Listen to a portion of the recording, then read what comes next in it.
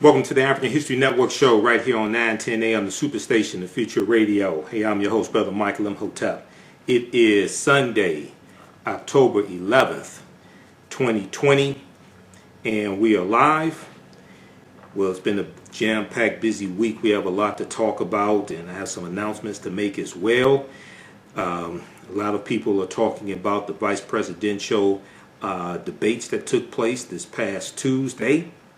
I did a 2.5 hour broadcast dealing with a fact check and analysis and recap of the vice presidential debate between Senator Kamala Harris and Vice President Mike Pence. And it was less contentious than the debate between Joe Biden and Donald Trump on September 29th. But there was, I did some fact checking. We know Senator Kamala Harris held her own. She did a very good job. And she looked very presidential also. A lot of people are talking about Mike Pence continuing to interrupt Senator Kamala Harris. And then also a lot of people are talking about the fly that landed on Mike Pence's head and stayed there for a little while also. Okay, so we'll do a vice presidential debate recap and fact check. We'll try to deal with some of the things I didn't get to in my 2.5 hour broadcast. I did it actually Tuesday night, it was about 11:30 p.m. or right around 11:20 p.m. We went live after the debate. So that's been viewed about 20,000 times. You can watch that at our Facebook fan page, The African History Network, The African History Network. And then also, we know this past Thursday, the story broke of the plot to kidnap Michigan Governor Gretchen Whitmer by Michigan militia members. 13 men charged in an alleged plot to kidnap Michigan Governor Gretchen Whitmer. And this has gotten national news attention. It's a crazy story. I was on Charlene Mitchell's show this past Thursday, Mind Your Business, and we talked about it. And Wayne County Sheriff Benny Napoleon was on also. We talked about this story. This is gaining national attention. So we'll give some updates on what's going on in this story. 13 men charged in an alleged plot to kidnap Michigan Governor Gretchen Whitmer. And actually, from the affidavits, they were plotting to kidnap. They were plotting to storm the state's capital and to kidnap also other government officials, including Governor Gretchen Whitmer. And at least for Governor Gretchen Whitmer, they were planning to take her allegedly somewhere in Wisconsin and put her on this mock trial.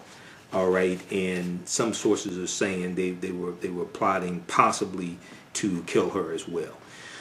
So luckily, this has been thwarted.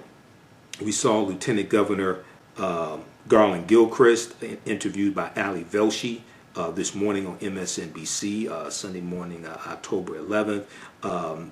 Michigan State's Attorney General Dana Nessel has been on MSNBC. She was interviewed by Katie Tur a few days ago dealing with this story as well. So we're going to talk some about this.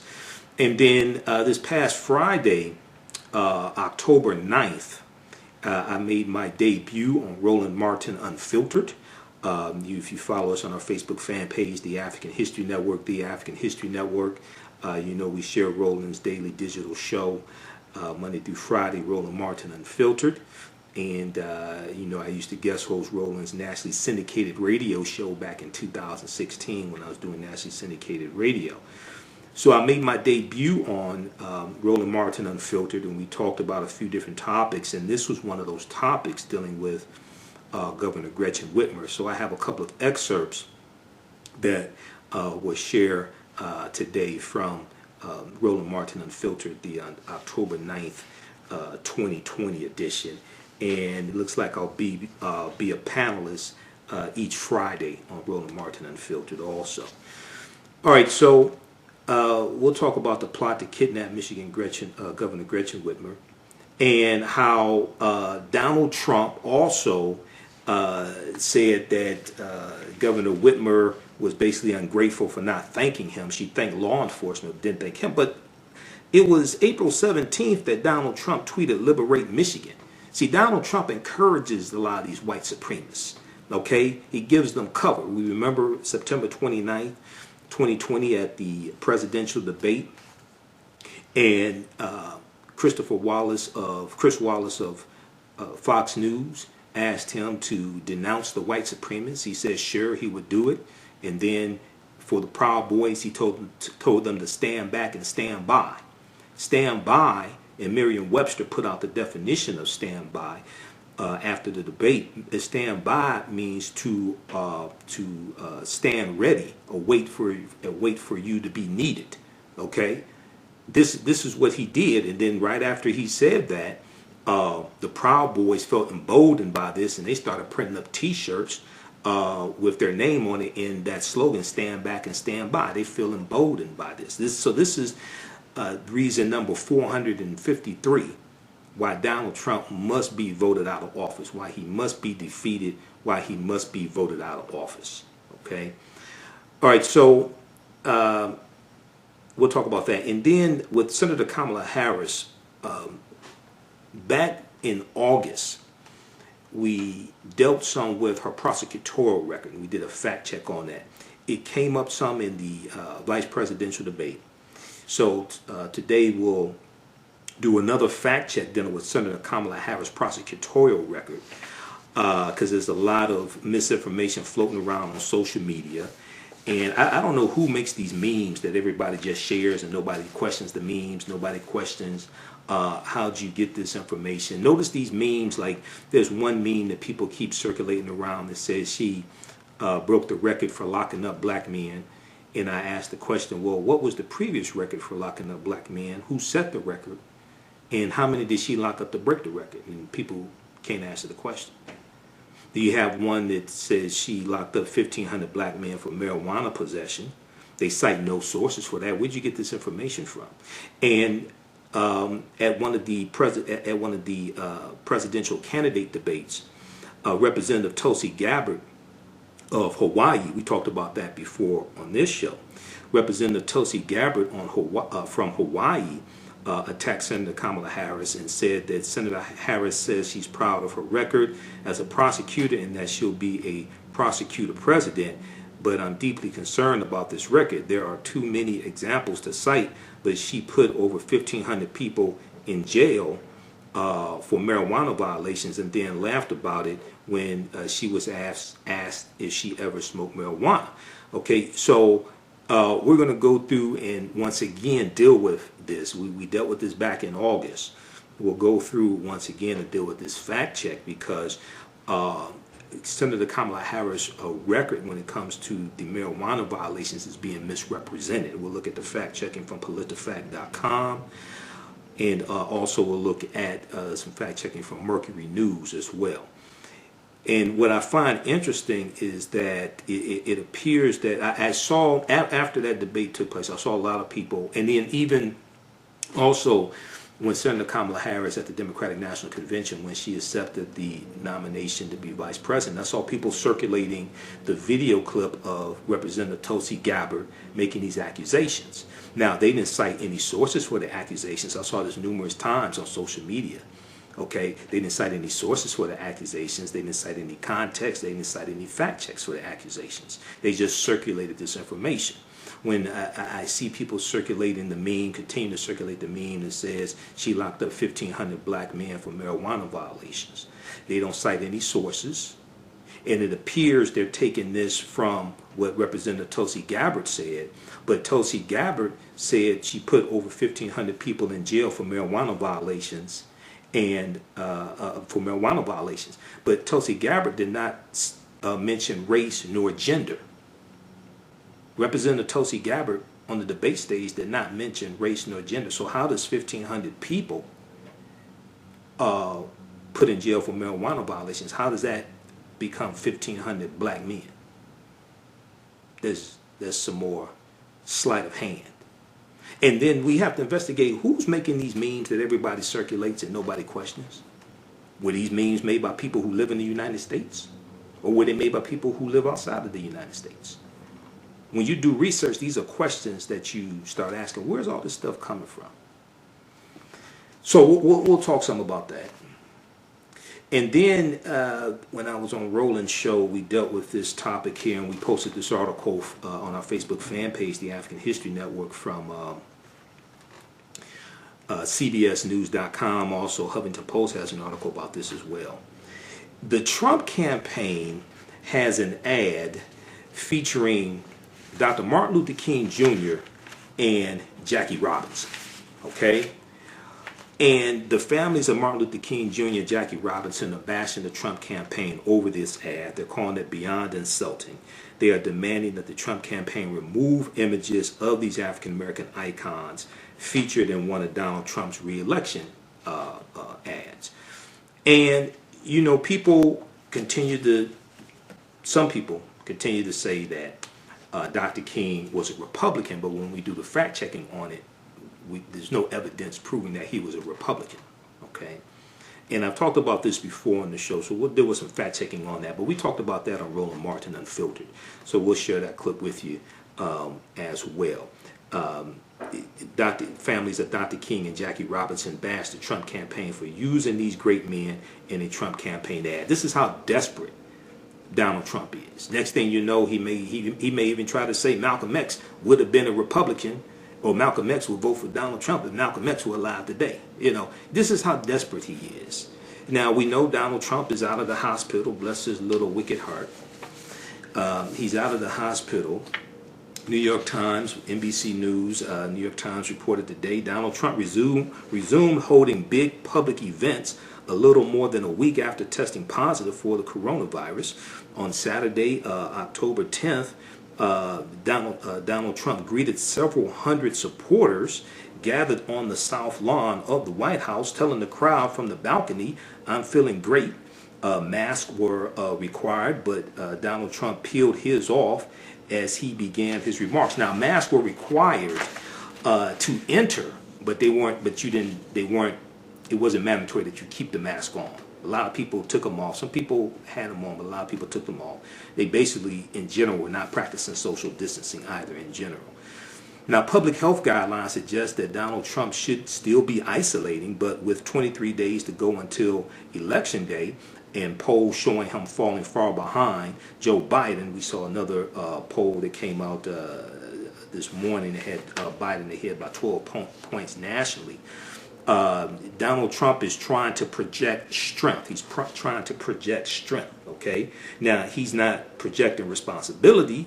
He's not projecting common sense. He's just trying to project strength.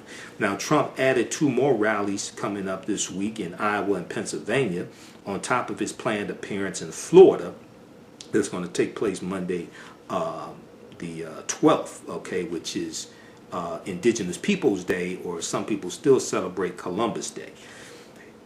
And then we see that more than 24 people have tested positive in cases linked to the White House or Donald Trump. ABCNews.go.com had an article a few days ago that dealt with how 34 people, they either work in the White House or like Kelly McEnany, the White House press secretary, or people who are associated with the Trump campaign, like Governor Chris Christie. Chris Christie just got out of, he was in the hospital for 7 days, Governor Chris Christie. Obese Chris Christie with asthma. Governor Chris Christie, the former governor of New Jersey, said on Saturday that he had been released from the hospital. So he probably has better health insurance than like the average person. We know that Herman Cain, remember Herman Cain that a lot of Republicans don't want to talk about because he died of coronavirus? Herman Cain was a multimillionaire. Herman Cain probably had better health insurance than maybe 80-90% of Americans. He was in the hospital for 30 days. He died of coronavirus. We also see that New York Times has dropped 2 more bombshell reports dealing with Donald Trump's taxes. More revelations from Donald Trump's tax records. The latest New York Times investigation into Donald Trump's tax data and other records found that more than 200 companies, special interest groups, and foreign governments had patronized Donald Trump properties, funneling in millions of dollars while reaping benefits from him and his administration. Quote, as President Donald Trump built a system of direct presidential influence peddling,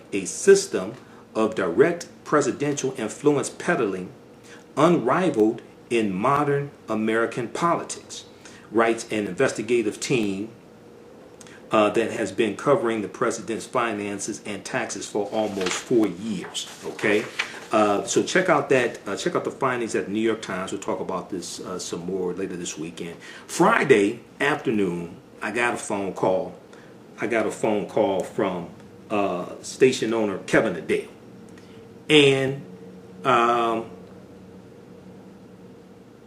Friday I got a phone call from station owner Kevin Adele, and I looked at my phone. I said, "Why the hell is Kevin calling me? Did Donald Trump call the station to complain about me calling him a 2-year-old toddler who throws temper tantrums on Twitter?"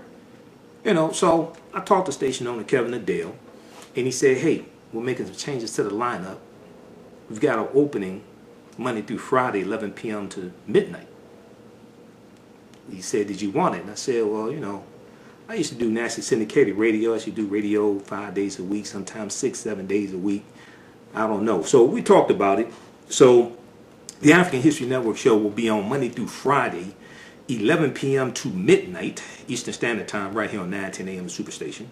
And we'll also be on Sundays, 9 p.m. to 11 p.m. Eastern Standard Time also. Okay, so I don't know if I was taking the same steroids Donald Trump was taking. That makes you delusional, but, I accept it, so it is what it is. All right, you listen to the African History Network show right here. So shout out to Kevin Adele. Thanks for the opportunity. You listen to the African History Network show right here on 9:10 a.m. to Superstation, the Future Radio. I'm Michael Imhotep. We'll be back in a few minutes. For 25 years, the Black History 101 Mobile Museum has carried on the rich legacy of the Black Museum movement in America by showcasing original artifacts of the Black experience at colleges, universities, K-12 schools, corporations, libraries, conferences, and cultural events, making it the most traversed Black History mobile exhibit in American history. Dr. Khalid El Hakim is the founder of the Black History 101 Mobile Museum, and he is a highly sought-after public speaker on topics of Black history, social studies, education, museum studies, hip-hop, and race relations. Dr. Khalid was named among the change makers for NBC Universal's Erase the Hate campaign and listed as one of the 100 men of distinction for Black enterprise. He recently founded the Michigan Hip Hop Archive on the campus of Western Michigan University. The Black History 101 Mobile Museum is currently scheduling in-person and virtual exhibits nationwide. For more information, please contact Dr. Khalid Al Hakim directly at 313-645-4197, 313-645-4197, or visit their website at blackhistorymobilemuseum.com. That's blackhistorymobilemuseum.com. You can also email him at bhistory101@yahoo.com, bhistory101@yahoo.com. Melanized Media is an independently Black-owned and operated film company. We specialize in producing culturally enriching Black films and videos at melanizedmedia.com. Join us every Sunday for Melanized Nights, where we screen a socially conscious documentary film or Black historic presentation. That's every Sunday evening at 7 p.m. Visit melanizedmedia.com to learn more and to register. That's MELANEYES media.com. Peace.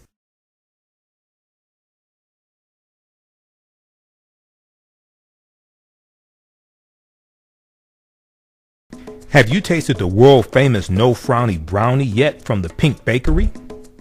If not, what are you waiting for? They are vegan, gluten-free, and free of the big 8 allergens. While eating their No Frowny Brownies, the fabulous Miss Tabitha Brown said they were very good. Very good. And if she says that, they are. The Pink Bakery is the first Black-owned, Big 8 allergen-free baking mix company. Go to thepinkbakery.com, that's thepinkbakery.com, to order their No Frowny Brownie mix today. Welcome back to the African History Network show right here on 910 AM, the Superstation, the Future Radio. Here I'm your host, Brother Michael Imhotep. It is Sunday, October 11th, 2020, and we are live. Hope everybody's doing well. Calling number is 313-778-7600. 313-778-7600 is the calling number if you have a question or comment. All right, so on the African History Network show, we focus on educating, empowering, and inspiring people of African descent throughout the diaspora and around the world, because right knowledge corrects wrong behavior. What you do for yourself, what you do to yourself, and what you allow other people to do to you and get away with is based upon what you think about yourself. What you think about yourself is based upon what you have been taught about yourself. What you've been taught about yourself is based upon everything you've read, heard, and seen about yourself. So when you control the radius of a man's thoughts, you can control the circumference of his actions, because the mind can't do or teach what it doesn't know. Now, we deal with a number of different topics here on the African History Network show. We deal with current events and history, education, economic empowerment, entrepreneurship, love, sex, health issues, and much, much more. Sign up for our email newsletter. Text the word Kemet, K-E-M-E-T. Text the word Kemet, K-E-M-E-T, to 22828 to sign up for our email newsletter. Also, visit our website, AfricanHistoryNetwork.com. AfricanHistoryNetwork.com. You can sign up for the email newsletter there as well. All right, so there's so much going on in the news, and remember, we will be here also Monday through Friday, 10 p.m. to 11 p.m. Eastern Standard Time, the African History Network show as well, okay? And also Sunday nights. All right. I want to, so on the Friday, October 9th, when I was on Roland Martin show, Roland Martin Unfiltered, we talked about Governor Gretchen Whitmer, okay, and the attack, okay. Did you get the clip that I sent you? You get the email I sent you, Jalen? Okay, so there's a clip in there. All right. Okay, so we got the audio ready, queued up at 22 seconds. Okay, all right. Let's go to this clip here. So this is from Roland Martin Unfiltered, and we were talking about Representative Jayapal, who is in she's in a campaign ad for Joe Biden, but it's from a congressional hearing where she's grilling Attorney General William Barr. And she's grilling Attorney General William Barr when it comes to these white supremacist militia groups, okay? And then we get into the discussion. Let's go to this clip. You are aware of certain kinds of protesters, but in Michigan, when protesters carry guns and Confederate flags and swastikas and call for the governor of Michigan to be beheaded and shot and lynched, somehow you're not aware of that. Somehow you didn't know about it, so you didn't send federal agents in to do to the president's supporters what you did to the president's protesters. So the point I'm trying to make here, Mr. Barr, that I think is very important for the country to understand, is that there is a real discrepancy in how you react as the Attorney General, the top cop in this country, when white men with swastikas storm a government building with guns. There is no need for the president to, quote, activate you because they're getting the president's personal agenda done. But when black people and people of color protest police brutality, systemic racism, and the president's very own lack of response to those critical issues, then you forcibly remove them with armed federal officers, pepper bombs, because they are considered terrorists by the president. You take an aggressive approach to Black Lives Matter protests, but not to right-wing extremists threatening to lynch a governor if it's for the president's benefit. Did I get it right, Mr. Barr?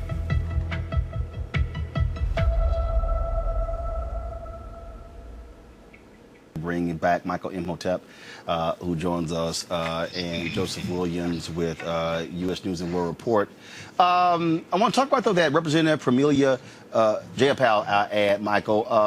That was, first of all, the ad was from the folks with Really American, but that was so strong and powerful because she's right. Bill Barr will not speak out against white supremacists. Only Christopher Wray, the FBI director, Bill Barr. And so, again, this just simply reinforces The Trump folks are appealing to these angry white men, these white domestic terrorists. She nailed his ass to the wall. Absolutely. She nailed him, and I want to see more ads like that, because that gets straight to the point.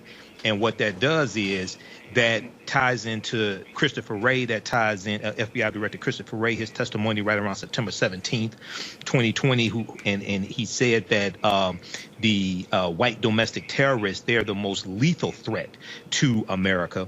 But then also we see what happened here in Michigan. They've been talking about this all day on 9:10 a.m. Superstation, and radio station my show is on here in Detroit. And then we see that on top of all of this, because Governor Gretchen Whitmer, governor of Michigan, our governor, she called out Donald Trump in a press conference yesterday, if I remember correctly, and really laid this at his feet. She's correct. Because I remember April 17th, 2020, when Donald Trump tweeted, "Liberate Michigan," and encouraged these white men to go to the state capitol, and they were armed with assault rifles, right?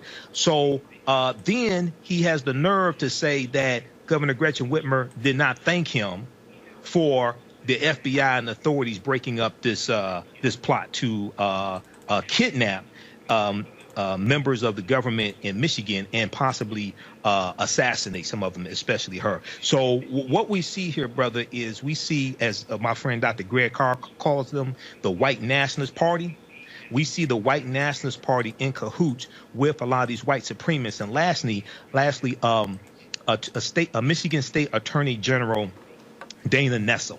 She was interviewed by Katie Tur on MSNBC, and she did some other interviews, also CBS News.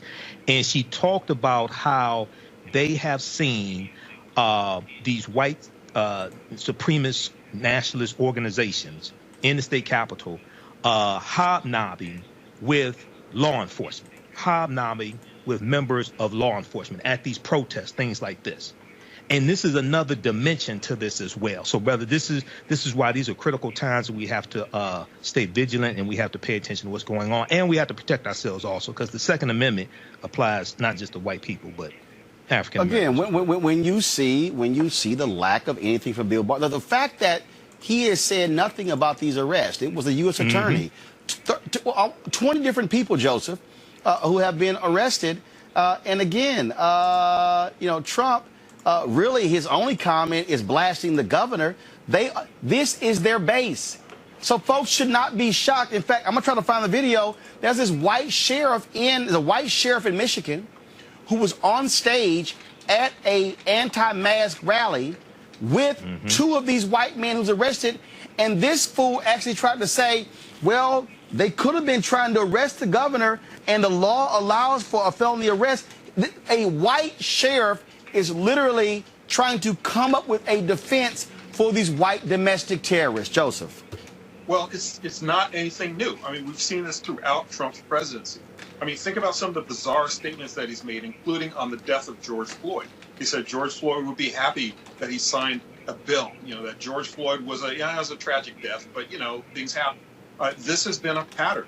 And as far as the nexus between law enforcement and white supremacy, that one goes back for a long time, too. Yep. Think about the people who were involved in a lot of the civil rights murders. Many of them wore stars and badges on their chests. Think about the militiamen who shot 2 people during the protests in Michigan.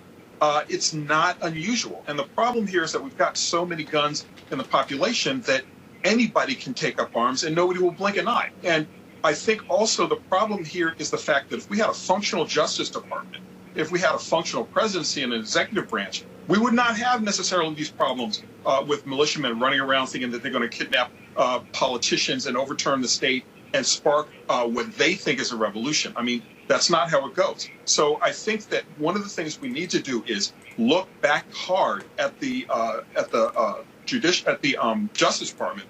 Look back hard at what they're doing and what they're not doing and what the Trump administration is keeping them from doing. Look at what Bill Barr has done. Look at what members of Congress on the Republican side, on the Judiciary Committee, and those sorts of assignments have done. I think by the time this presidency is over, we're going to have seen a lot of stuff under the rug that will just blow our minds. Not like what we've seen already hasn't been bad enough. We're going to find out a lot of things and a lot of close calls that we had that nobody really addressed, and that probably would have taken, some people would have taken to the grave if they'd been able to. It's going to be a long time cleaning up after this one. And I think also, Michael, I think what we have to recognize is that there is going to have to be a true reckoning. What I mean by a true reckoning, I don't think people understand how white supremacists and these folks have infiltrated law enforcement, have infiltrated the Marine. There has to be a purge. There has to be a massive purge in this country. We had the woman on with the group where they discovered this private Facebook chat group where these cops were hurling racist, sexist messages around. And these were cops from police departments all across the country. And so we have to understand that. We did the story, it was a Louisiana TV station, I think it was out of Baton Rouge, did a story on a member of a drug task force, a state trooper who called another cop the N-word, and that officer still has his job and is still undercover in New Orleans.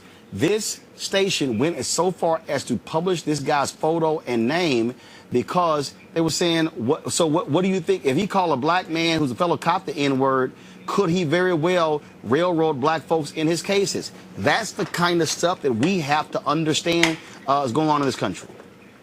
Absolutely. And when we look at this history of policing, and in addition to being the host of the African History Network show, I'm also a historian. I know there's an increased, there's a wave of white supremacists infiltrating law enforcement, but when I do an analysis, they've always been in law enforcement. It's just, I think it's getting worse, and we're learning more about it. But it's important for us to understand white supremacists have always been in law enforcement. Okay, now that does not mean that we should tolerate it or it's acceptable. The other thing is, as these white supremacists become exposed, as they get fired, because we're seeing this in different cities. We've also seen that here in the city of Detroit with Detroit Police Department as well. Certain incidences and white officers being fired. It's important for African Americans to understand at the end of the day, many of us are going to have to apply to the police department and become the type of officers we say we want to see. The officers who serve and protect, the officers who live in the community and protect the community that they live in. At the end of the day, many of us are going to have to apply to the police department and become those officers, because that's one less spot for a white supremacist to be an officer as well. Again, what, Joseph, go ahead. One thing that I wanted to talk about, I mean, you make a very good point and a very strong point, but the thing that echoes through my mind, I mean, I'm an old cop reporter. A lot of times the police departments themselves are a culture of white supremacy. Even black officers sometimes fall prey to this. Even though black officers are supposed to be the ones that are protecting and serving and looking out for the community, when they become a part of the culture, the question gets asked, are you black or are you blue? And 9 times out of 10, the answer is blue until those officers get into trouble, and then it's a whole other problem. So I think that while your point is spot on, I think the culture itself needs to be destroyed. It needs to be dismantled. It needs to be taken down. And we need to rebuild police departments and reimagine policing from the ground up. Now, the problem that you have with that is that too many departments are controlled by unions. Too many other departments are controlled by politicians. And that is a very dangerous combination, especially when it comes for African Americans and trying to make sure that policing is not only fair, but also responsible and accountable. Too often we have no accountability with police departments. And that, I think, is one of the hugest problems with police violence and police allowing to get away with this, where there is no accountability and the culture is allowed to flourish. So you need to just break it down and start rebuilding from square one with a culture of accountability and fairness for everybody. If you want to understand how the Trump folks are focused on and appealing to racists, look at this. The Justice Department has suspended all diversity and inclusion training in every division, including for immigration judges that regularly hear cases of persecution based on religion, LGBT status, and gender. Not only that, folks, just yesterday, this same department all of a sudden filed a lawsuit against the folks at Yale over what? Yes, admissions in admissions and where race comes up. But not only that, I'm going to pose one more. Let me find the article I sent to our folks. Not sure we have it in the script. The Labor Department. Yes. The Labor Department, they are now targeting companies. So, you know, you've had these companies, Microsoft, NBC News, and others announce the hiring of black staffers. They're going to commit to hiring these. They're now targeting these companies. This is unbelievable, y'all. They're targeting these companies to say, oh, here it is, to say, are you instituting quotas? Look at this here. This is from the Wall Street Journal. Numerical diversity hiring targets attract government scrutiny. The U.S. Labor Department is investigating companies with federal contracts that have included specific numerical goals in their pledges to increase diversity, arguing that these resemble illegal quotas and could potentially discriminate against white applicants and other groups, according to people familiar with the matter. These people, Michael, I mean, yes. it is not more clear that they are hell bent on running a white supremacist campaign. Well, you know, Roland, all this, we see this common thread all across the board. And as Dr. Frances Cress Welsing, who I knew and had interviewed before, and as Nellie Fuller have taught us, if you do not understand European white supremacy and racism, what it is and how it works, everything else that you think you understand will totally confuse you. When you look at the article from Forbes.com, U.S. Labor Department investigating Microsoft over its commitment to increase black representation in workforce, there was a representative from Microsoft who retorted back. His name Dev Stalkoff. He retorted back to the Labor Department and said that Microsoft is they know full well how to appropriately create opportunities for people without taking away opportunities from others. So what you see here, the same attack that Trump is making on the 1619 project, even though there's some flaws with the 1619 project, but the same attack he's making there, the same attack he's making on diversity training, he's making here when it comes to what Microsoft is doing and other companies. OK, so what they want to do is control all of this opportunity and to lock African Americans out of these opportunities and, non-white people. But at the same time, try to give us a 2-page platinum plan, which is a fool's gold plan to stay in power, to keep inflicting harm upon us. So this is some more, but this is reason number 453 why Donald Trump must be voted out of office. All right, pause it right there, Jalen. All right, so that was from Friday, October 9th, 2020. That was my debut show as a panelist on Roland Martin Unfiltered. So I should be back on this Friday. So we were talking about Governor Gretchen Whitmer and the Biden campaign ad with Representative Jayapal going after Attorney General William Barr. You can watch that full clip on YouTube, Roland Martin on YouTube. It's Jayapal, Jayapal. Jayapal excoriated AG Barr for aggressive Black Lives Matter BLM response, lack of response to right-wing extremists. Okay. And we also posted that clip on our Facebook fan page, The African History Network, The African History Network. And it's important for us to understand what racism is. Racism is a system of advantage and privilege distributed based upon race.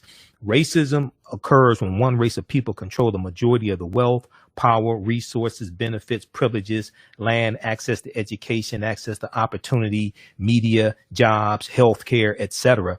And they use this to marginalize, subordinate, and do harm to another race of people. This is what racism is. Racism has nothing to do with not liking people, calling people racial epithets, etc. That's bigotry. Racism is a power structure that comes out of the ideology of European white supremacy. And this is all for the purpose of preserving genetic white survival. So when we look at the article, and we talked about this briefly on Roland's show, this was one of the topics, U.S. Labor Department investigating Microsoft over its commitment to increase Black representation in workforce. OK, that's from Forbes.com. for the sake of time, we'll talk about this probably on Monday's show or Tuesday's show. Okay. And for those just tuning in, as I stated in the beginning of the show, I was offered a weekly show here on 9:10 a.m. Superstation WFDF. So I accepted it. So we're doing Monday through Friday, 11 p.m. to midnight. Monday through Friday, 11 p.m. to midnight, the African History Network show. And we'll continue to do Sundays, 9 p.m. to 11 p.m. Eastern Standard Time. And then I'll also be a panelist, it looks like, each Friday on Roland Martin Unfiltered as well. Okay, so be sure to follow us here on our Facebook fan page, The African History Network, The African History Network. Turn on notifications so you know when we go live. Click the like button and follow. Also follow me on my YouTube channel, Michael Imhotep, IMHOTEP. And turn on live notifications there as well. And if you like this type of information, you can support the African History Network. This is a lot of work, and it takes, we don't do this for the money, but it takes money to do this. You can donate to the African History Network through Cash App, $ the AHN Show through Cash App, $ the AHN Show through Cash App, also through PayPal, paypal.me/the AHN Show, paypal.me/the AHN Show, or at our website, AfricanHistoryNetwork.com. And through PayPal, if you want to set up for a recurring donation, you can do that also. All right, let's go back to the article. Let's go back to the topic here dealing with Governor Gretchen Whitmer. Now, Thursday night, I was on Charlene Mitchell's show, Mind Your Business, right here on 9:10 a.m. the Superstation, and we talked about the plot to kidnap Governor Gretchen Whitmer, NBC. I saw all this as it happened live Thursday. I'm like, what the hell? But these white supremacists, now those people living in Michigan, African Americans living in Michigan, we've been hearing about these militia groups for years, up north, things like that, northern Michigan. So we know about these militia groups here in Michigan. Okay, this is the most extensive plot. This wasn't just some good old boys sitting around drinking beer, just wishing they were going to do something. No, they were taking pictures of her vacation home. They were actually plotting this. All right.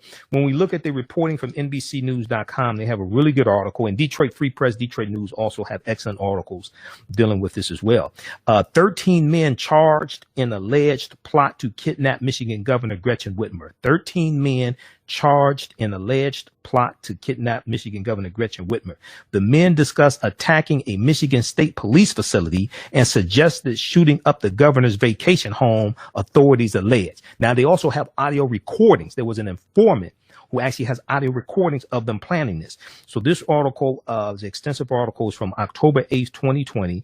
It was updated October 9th, 2020. It's by Tom Winter, Michael Cosner, and David K. Lee, L.I. We'll come back to this here in just a minute.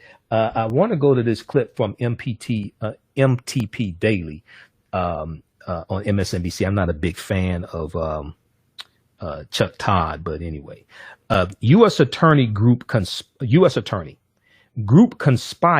to kidnap Michigan Governor Gretchen Whitmer before election.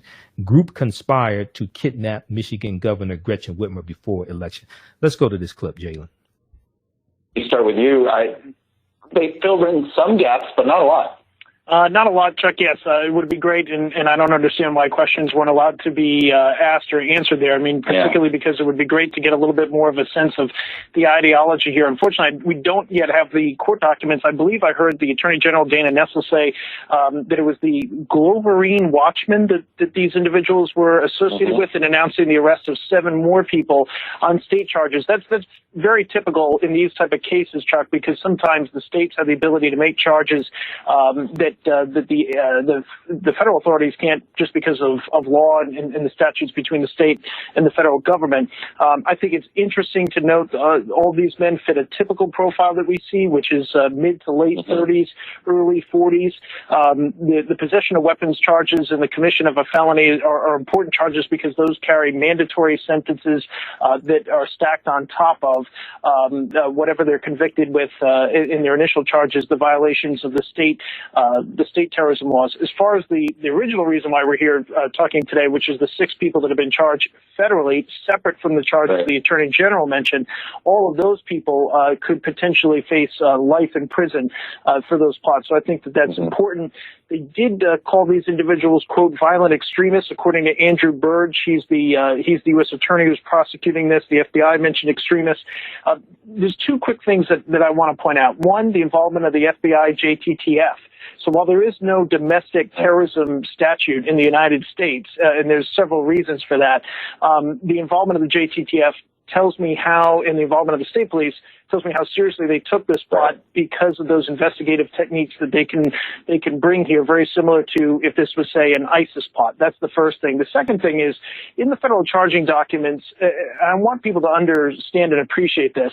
There was an informant, Chuck, that wore a recording device on their person even after one of the people that was charged today allegedly went around the room, took everybody's cell phones, and took them away from them. This meeting apparently happened in the basement. There was access to a trap door in a store.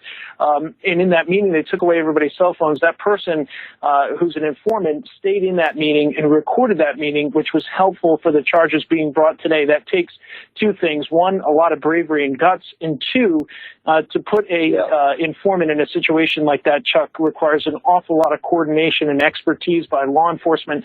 They would know and have the ability to bring that person out of there if that recording device was discovered. And so there's a lot of work, some of which I won't discuss, that went into this case here today. That's very clear from the documents. All right. So that was from MSNBC. That was from October 8th, 2020. U.S. Attorney Group conspired to kidnap Michigan Governor Whitmer before election. So in the reporting from NBC News, and I heard this a few times, that was, and that took place, the breaking news story took place Thursday, October 8th. I think I said October 7th earlier, Thursday, October 8th.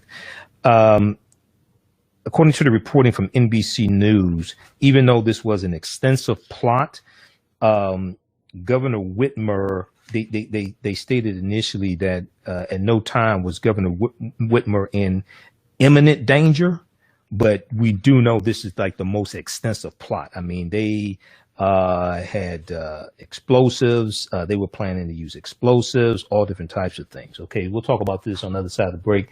Let's go to the phone lines. Let's go to John. John, welcome to the African History Network show. Tell us where you're calling from, John. I'm calling from Detroit, the east side of Detroit. Okay, thank you for getting a beautiful program. You're going to be president for this station. And congratulations to you. Oh, thank you. Ain't it possible that the Congress could bring up some type of conspiracy charge? This truth got all the foreign countries giving that millions and hundreds of millions of dollars. Conspiracy charges, John. Conspiracy charges against whom? Congress. Against Trump for serving out this country, man. Well, okay, that's already they got on and so forth. Okay, so just for the sake of time, because we're up against a break, the only remedy for that dealing with Congress would be impeachment. Uh-huh. The only remedy that would be impeachment. Okay, that's not going to happen before the election. Now we can prosecute Trump November 3rd. And vote him out of office, and then when he leaves office, well, hold on, just a second, John, I'll let you finish.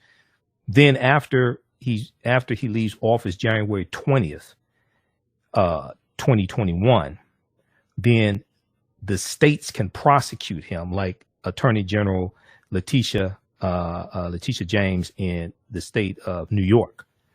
He can face states prosecutions, and if he's convicted in state court, attorney generals prosecute him, etc.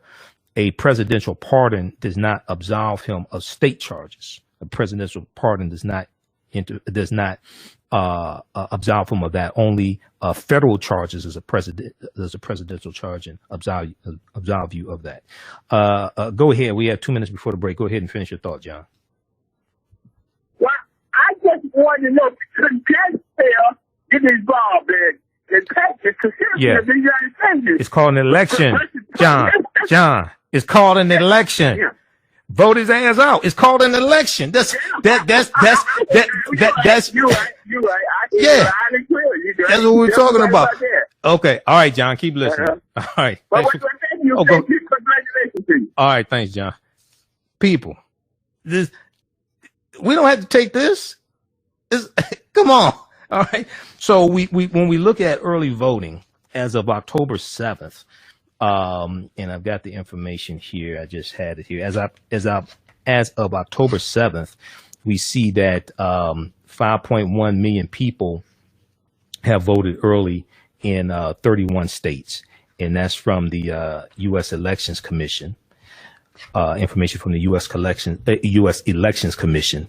And when we look at October 7th, this same time in 2016, 2 months before the 2016 presidential election, by October 7th, 2016, only 75,000 people had voted early. By October 7th, 2020, by that time, 5.1 million people have voted early in 31 states. That's a 640% increase. So people are realizing what's at stake. They're realizing elections have consequences. Many people who didn't vote in 2016, there were 90,000 people in 2016 in Michigan who voted but did not vote for president and left the top of the ticket off. I don't know who the hell they were listening to. Maybe they listened to Dr. Eddie Glaude Jr. on MSNBC telling people vote for everything except president, which was the dumbest ass thing. You got a PhD and you're this stupid? Really? Are you serious? When Donald Trump asked African Americans in 2016, what the hell do you have to lose? The correct answer was everything. You listen to the African History Network show right here on 9:10 a.m. the Superstation, the Future Radio. I'm Michael Imhotep. We'll be back in a few minutes. Al-Cubalan's lifestyle attitude is servitude. They focus on providing you quality products and customer service. They're here to fulfill your African men's and women's clothing, accessories, health and beauty products, essential oils and fragrances, hair care products, and much, much more. Check out their collection of clothing and products for African kings and queens. Visit their website, alkebulanlife.com, ALKEBULAN, alkebulanlife.com. They look forward to serving you. Revitalizing, restorative, indulgent, essential. Crea's Love Butter Raw Shea Butter Collection. How do we know if our skin products are truly delivering all of the health benefits they should? Crea's Love Butter is a thoughtful combination of hand-selected ingredients designed to enhance the level of your skin's health. Crea's Love Butter is an ideal gift for health-conscious loved ones and is a pleasure to both give and receive. They've harnessed the restorative powers of raw shea butter and infused it with their love and passion for revitalizing skin that you will undoubtedly feel from the first use. Visit their website today, creaslovebutter.com, CREAS, creaslovebutter.com. Put your skin in the game. Yaya Rule is a line of African print-inspired apparel catered to the black community. The pieces include t-shirts, sweatshirts, hoodies, jackets, dresses, skirts, activewear, bags, and other accessories and home decor. This brand offers a revived way for men and women to wear their black pride and honor their African heritage anywhere at any time. This apparel line is for anyone, whether you are working in the corporate world, are an entrepreneur, or an artist. Their selection will allow you to casually let your pride shine or dress it up as wanted. It is for those who have already embraced African fabrics and for those who are just getting introduced to them. Reclaim and experience a part of our culture with rich and colorful African prints. The clothing line and the accessories are available right now starting at $17.99. For more information on the new items and accessories, visit yayarule.com. All right, welcome back to the African History Network show right here on 9:10 a.m. the Superstation, the Future Radio. Welcome back to the African History Network show. Hey, I'm your host, Brother Michael Imhotep. It is Sunday, October 11th, 2020, and we are live. Everybody share this broadcast on your social media platforms. Invite your friends to tune in. Also, follow us on our Facebook fan page, The African History Network, The African History Network. Turn on notifications so you know when we go live, and follow us on our YouTube channel, Michael Imhotep, IMHOTEP, and turn on notifications so you know when we go live there as well. Okay, so right before the break, we were talking some more about this plot that was exposed Thursday, October 8th, by the FBI and law enforcement, Michigan State Police. NBCnews.com has this really good article, 13 men charged in alleged plot to kidnap Michigan Governor Gretchen Whitmer. There's a lot of good reporting also here from the Detroit Free Press and Detroit News as well, WXYZ Channel 7, also here in Detroit. So I'll give you the name of some of those articles also to check out. If you go back to this one from NBC News, it says that more than a dozen men were arrested on federal and state charges in connection with an alleged foiled plot to kidnap Michigan Democratic Governor Gretchen Whitmer, authorities said Thursday, October 8th. 6 were apprehended and charged with federal crimes. Okay, 6 were apprehended and charged with federal crimes, while another 7 were picked up on state charges, officials said in Michigan. All are members of 2 militia groups, quote, who were preparing to kidnap and possibly kill me, Governor Gretchen Whitmer said at an address from Lansing late Thursday afternoon following the arrest. Quote, she said, when I put my hand on the Bible and took the oath of office 22 months ago, I knew this job would be hard, end quote. She went on to say, but I'll be honest, I never could have imagined anything like this. Now, she thanked federal and state law enforcement for bringing criminal charges. She thanked federal and state law enforcement for bringing criminal charges that, quote, hopefully will lead to convictions, bringing these sick and depraved men to justice, end quote. Now, the arrest grew out of an FBI-led inquiry that began in March 2020 and focused on militia groups discussing the, quote unquote, violent overthrow. Militia groups discussing the, quote unquote, violent overthrow of certain government and law enforcement officials. Each of the federally charged men faces up to life in prison if convicted on all charges, authorities said. Now, those 6 suspects facing federal charges in the alleged kidnapping plot used encrypted messaging to communicate about the plot, conducted coordinated surveillance on the governor's vacation home, and detonated an improvised explosive device wrapped with sharpnail, officials said. Based on court documents, the FBI was well aware of the activities of the 6 men charged, and there does not seem to have been an imminent threat posed to Governor Gretchen Whitmer. Now, this plot was probably most extensive, and they were farther in the process than some other plots that have been stopped. These weren't just guys sitting around drinking beer, just saying, hey, we should go do this, we should go do that. No, they were actually planning this.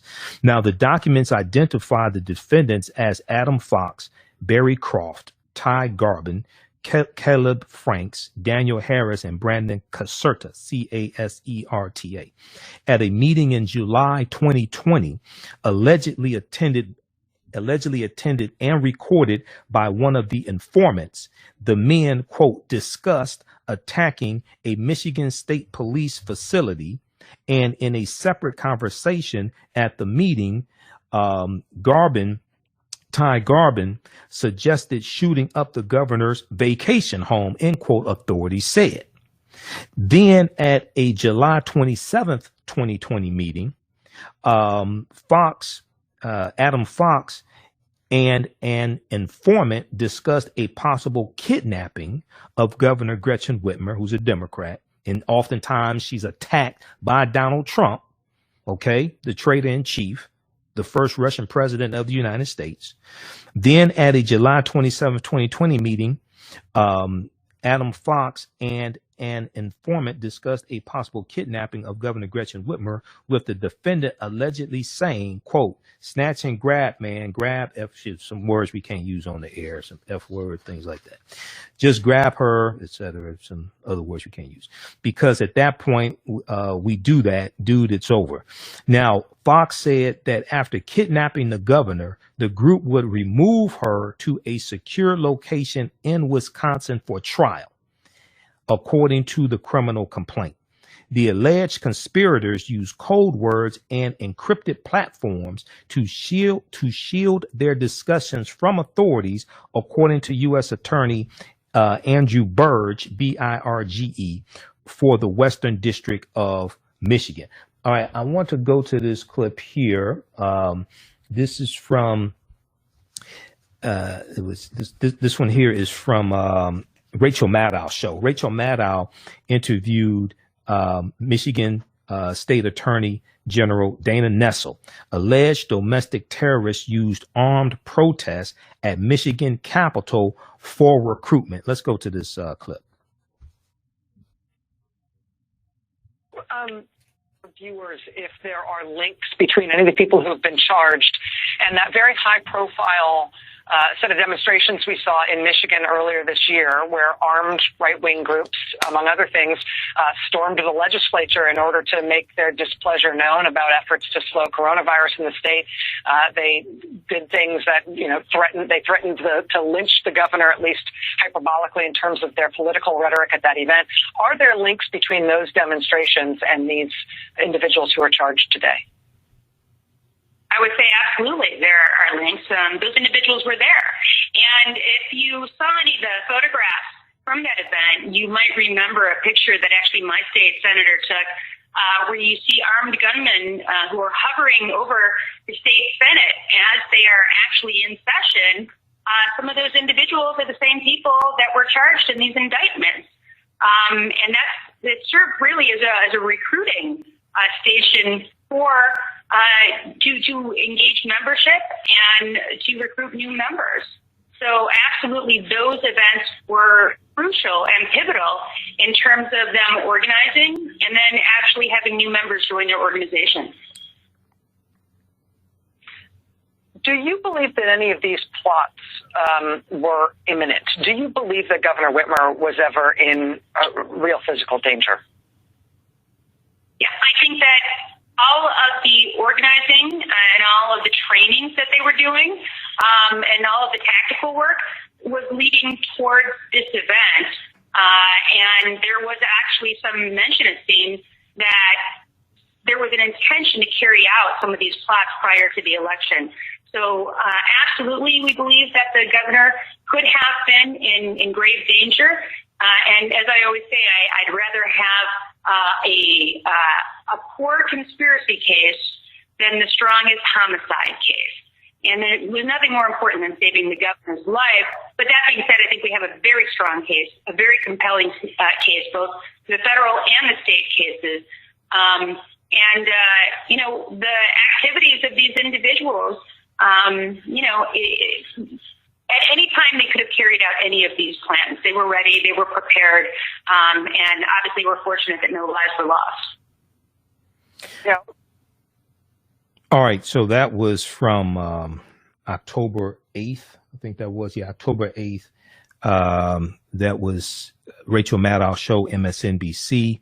Alleged domestic terrorists used armed protests at Michigan Capitol for recruitment.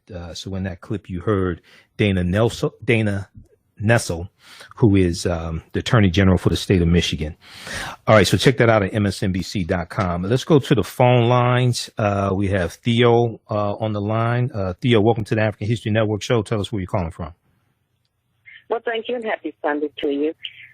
It seems to me that the state of Michigan seems to be the center for the militia and for the Ku Klux Klan wizard.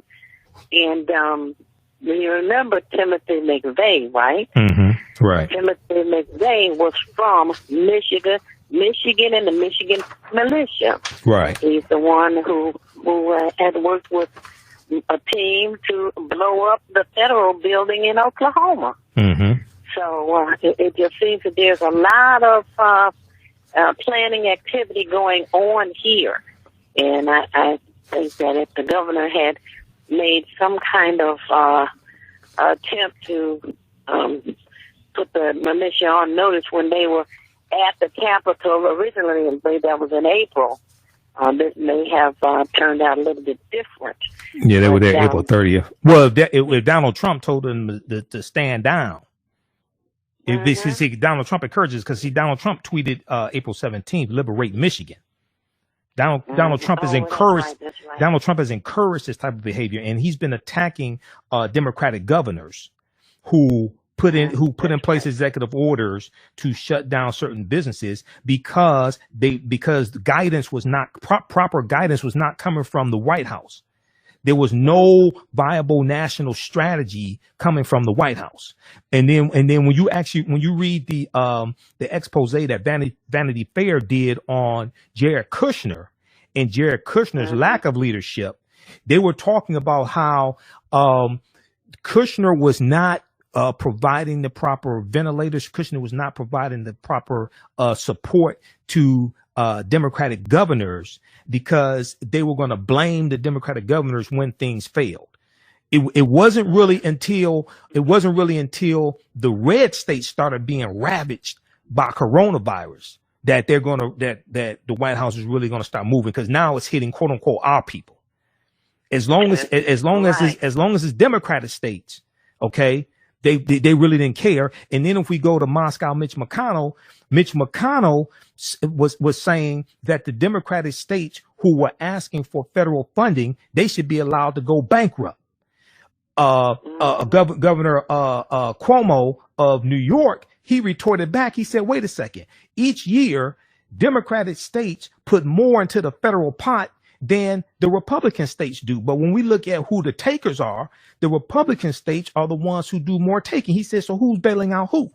Go ahead and finish your thought. Well, not to mention that the president does not like women. Right. He has a problem with women. Yes.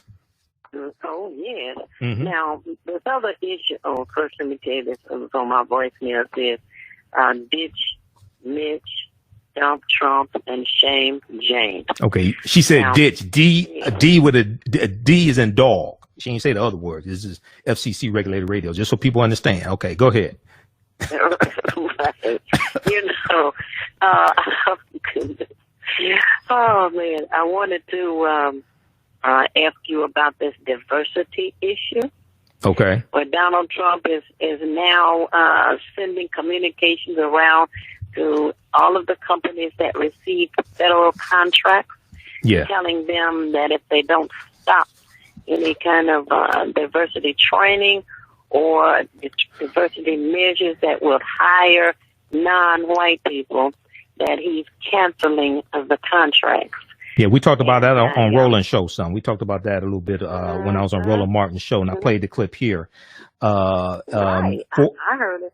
Yeah, Forbes.com has an article people should check out. U.S. Labor Department investigating Microsoft over its commitment to increase black representation in the workforce. So once again, Donald Trump is showing his white supremacist tendencies, and he's attacking anything dealing with diversity. Now, he put out this little fool's gold plan, his 2-page black agenda, which is an absolute joke. We talked about it here on this show. But when we look at his actions, what he's doing, he's continuing to roll back any advancements African Americans have made. Okay, this man has to be stopped. Oh, yeah. Go ahead. No affirmative action in his mind.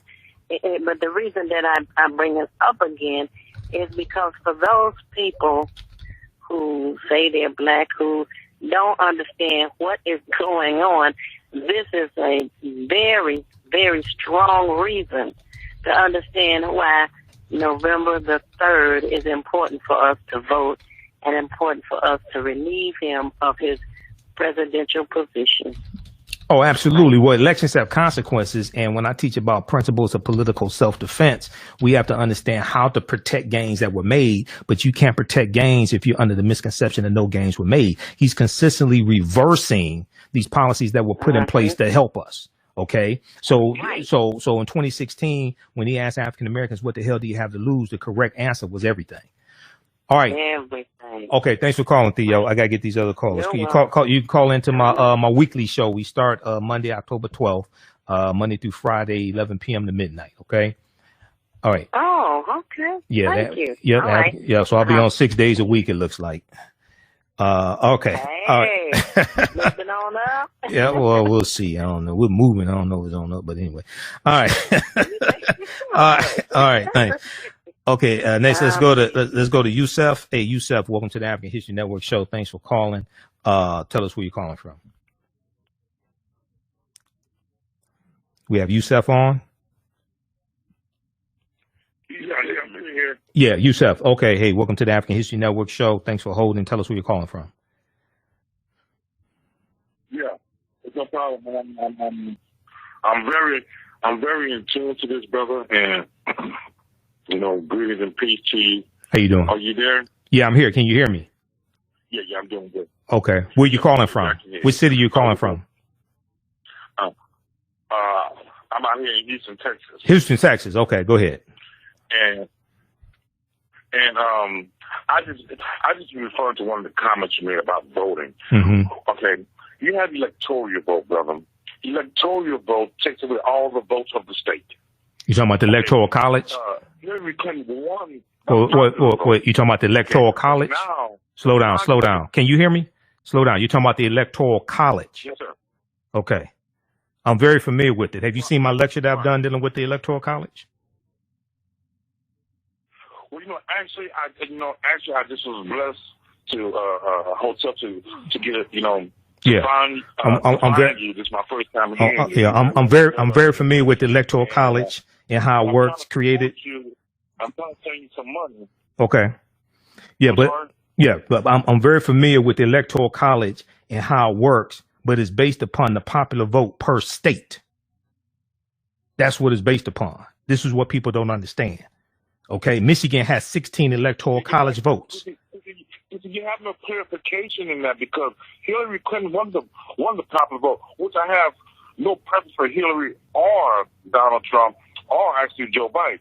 But you know what I mean? As soon as they gave her the power to vote, they demise on how to take it away from them. That's why you have electoral vote now. No. Slow down. Yusef, slow down. That's not how that works. That's not how that works. So the president, we're coming up on a break here in a couple minutes. The 2016 presidential election took place November 8th, 2016. Donald Trump became president-elect the morning of November 9th, 2016, early in the morning. The Electoral College does not vote until the first Monday following the second Wednesday in December. That fell on December 19th, 2016. How did Donald Trump become president-elect the morning of November 9th, 2016, but the Electoral College did not vote until December 19th? Explain that to me. I can't. Okay, I'll answer that on the other side of the break. Hold on. We're coming up on the break. I'll answer that on the other side of the break because I've studied the whole Electoral College, how it works. We have a misconception of how this works. It's based upon the popular vote per state, not the national popular vote, which is why Republicans engaged in a massive voter suppression in Michigan, Wisconsin, Pennsylvania, and other key battleground states. This is why. You listen to the African History Network show right here on 910 a.m. the Superstation of Future Radio. I'm Michael Imhotep. We'll be back in a few minutes. All right, stand by, everybody. We don't understand the Electoral College. This is why Republicans have won 2 presidential elections in 20 years, lost the popular vote, but won the Electoral College vote because they study law and we don't. This ain't that difficult. Okay, we have to study the U.S. Constitution, which is the foundation of all this stuff. I've done lectures dealing with the Electoral College. We don't understand how this stuff works. We keep getting our asses kicked. When I teach about political self-defense, this is what I'm talking about. We need to understand the law better than they understand the law because they keep using the law to whoop our behinds. Stand by. All right. If you like this type of information, you can donate to the African History Network, $ the AHN Show through Cash App, $ the AHN Show through Cash App. Also through PayPal, paypal.me/the AHN Show, paypal.me/the AHN Show. Stand by. Okay, this is a short break, so we should be back in a minute. Everybody share this broadcast on your social media platforms. People perish because of lack of knowledge, not lack of access to knowledge. Everybody got a smartphone, but we're dumber than ever. Okay? We perish because of lack of knowledge. Are you ready for a new black economy? Well, Happy, the role of economics in the development of civilization, is a brand new documentary that will set you on a new path of knowledge and enlightenment. The Happy film gives viewers a snapshot of our economic history from the dawn of civilization right up until today. The underlying theme of the film is the interrelationship between the three essential components of economics, politics, and culture. Happy brings together the brightest and most prolific minds in the fields of psychology, history, business, and politics, such as Dr. Leonard Jeffries, Professor James Small, Dr. Julian Malveaux, Dr. Zahi Hawass, and Jabari Osazi, and more. Together, they deliver a message of cooperative economics, financial independence, and a pride that we can all be inspired by. The film is on sale now. It's streaming on all digital formats, or for DVD, please visit Happy, H-A-P-I, happyfilm.com. Use offer code HAPPY, AHN, for a 10% discount. Gain knowledge in minutes with Blacklist Ed. Blacklist Ed is an app that provides insightful summaries of books pertaining to the black experience. As black people, we know the importance of reading books to discover our incredible contributions to world history, to uplift our self-esteem, and to empower ourselves for our relentless fight for social justice. Unfortunately, with our busy lives, it feels like there is never enough time to read a book. Fortunately, there's a solution. With Blacklist Ed, their app provides key insights from best-selling books about the black experience, therefore saving you time, increasing your knowledge, and empowering yourself through inspirational and actionable ideas. You can read or listen on the go. Start your free trial today by going to blacklisted.com. That's black without the C, B-L-A-K. Or you can download the Blacklist Ed app from the App Store or Google Play. Blacklist Ed, empower yourself. Sage and Elm Apothecary creates unique products, especially with you in mind. They use simple ingredients such as whole fruits, herbs, and vegetables. Each product crafted offers a unique plant-based experience.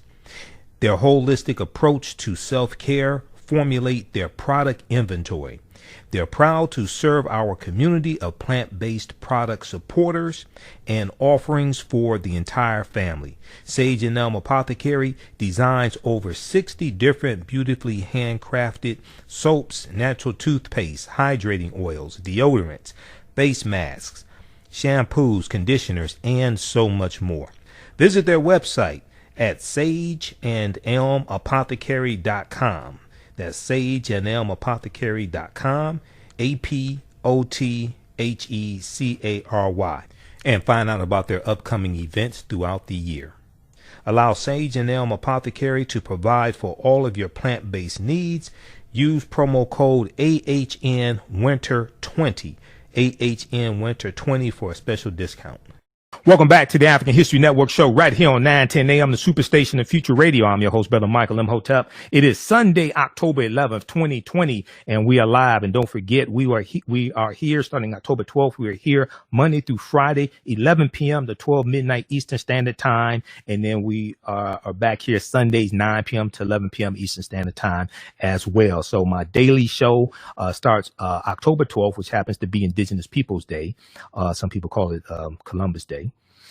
And station owner Kevin Adele called me Friday. I looked at my phone. I said, why is Kevin calling me? Did Donald Trump call and complain about me calling him a 2-year-old toddler that throws temper tantrums on Twitter? So, he made me an offer I couldn't refuse. So I said, all right. So I'm doing, this is not the first time I've done radio daily. But you know, we're doing it again. So look out for that as well. Sign up for our email newsletter. Text the word Kemet, K-E-M-E-T, to 22828 to sign up for our email newsletter. Text the word Kemet, K-E-M-E-T, to 22828 to sign up for our email newsletter. And also visit our website, AfricanHistoryNetwork.com. Okay, let's go back to the phone lines. We were talking to Yusef, and Yusef was talking about electoral politics, and I was breaking down how the Electoral College works and the importance of the popular vote per state, not the national popular vote. There is, in all actuality, there is no national election. You have 50 individual state elections. Okay, let's go back to Yusef. Yusef, so I asked the question, how did Donald Trump become president-elect the morning of November 9th, 2016, when the Electoral College is not voting until the first Monday following the second Wednesday in December? That fell on December 19th, 2016. Okay, so what was your answer? Is Yusef still there? Okay, go ahead. I was just saying, okay, my thing is about the electoral vote. Okay. You're talking about the Electoral College. You're talking about the Electoral College. Right. So what I was asking you is, could you answer my question? Did you know the question I asked before the break? I said Donald Trump became president-elect the morning of November 9th, 2016, because he exceeded 270 Electoral College votes. But the Electoral College does not vote until the first Monday following the second Wednesday in December, which fell on December 19th, 2016. Hold on just a second. Well, Yusef. My question to you was, how did he become president-elect the morning of November 9th, 2016, if the Electoral College did not vote until December 19th, 2016? Do you know the answer? No. Okay, so let me explain it. Let me explain it to you. Let me explain. No. Let me explain it to you and everybody else, because this is part of the problem. This is how Republicans have won 2 presidential elections in 20 years. They won it in the Electoral College and lost the popular vote because we don't understand this. Every state has at least 3 Electoral College votes associated with the state. It's based upon population, and it's based upon how many seats in the U.S. Senate they have. Every state has 2 seats in the U.S. Senate based upon the U.S. Constitution. And then you add to the 2 seats in the U.S. Senate, you add to that the number of seats every state has in the U.S. House of Representatives. Representation in the House of Representatives is based upon population. To determine how many seats in the House of Representatives a state has is based upon the U.S. Census, which is why Trump tried to put an immigration question on the census to drive down the count, the total population count in Democratic-leaning states, which would reduce how many Electoral College votes Democratic-leaning states like Michigan would have, which reduces their power in the Electoral College when it comes to choosing a president. This is the long game. We don't understand how this stuff works. This is what this is about. There hasn't been an immigration question on the census in like 50, 60 years. And when you read the U.S. Constitution created the Electoral College. And the U.S. Constitution created the U.S. Census. The first U.S. Census was taken in 1790. The Constitution was signed September 17, 1787, ratified in 1788. When you read the Constitution, it tells you that the census is supposed to count every person in the country, not every citizen, every person, period. Okay, we don't understand the moves. We don't understand. Hold on, just a second. We don't understand the moves that are being made right in front of our face, and they're outmaneuvering us because we don't understand law and we don't understand the Constitution. So when we look at the Electoral College, I'm gonna come back to you in just a second. Come back to your question in just a second.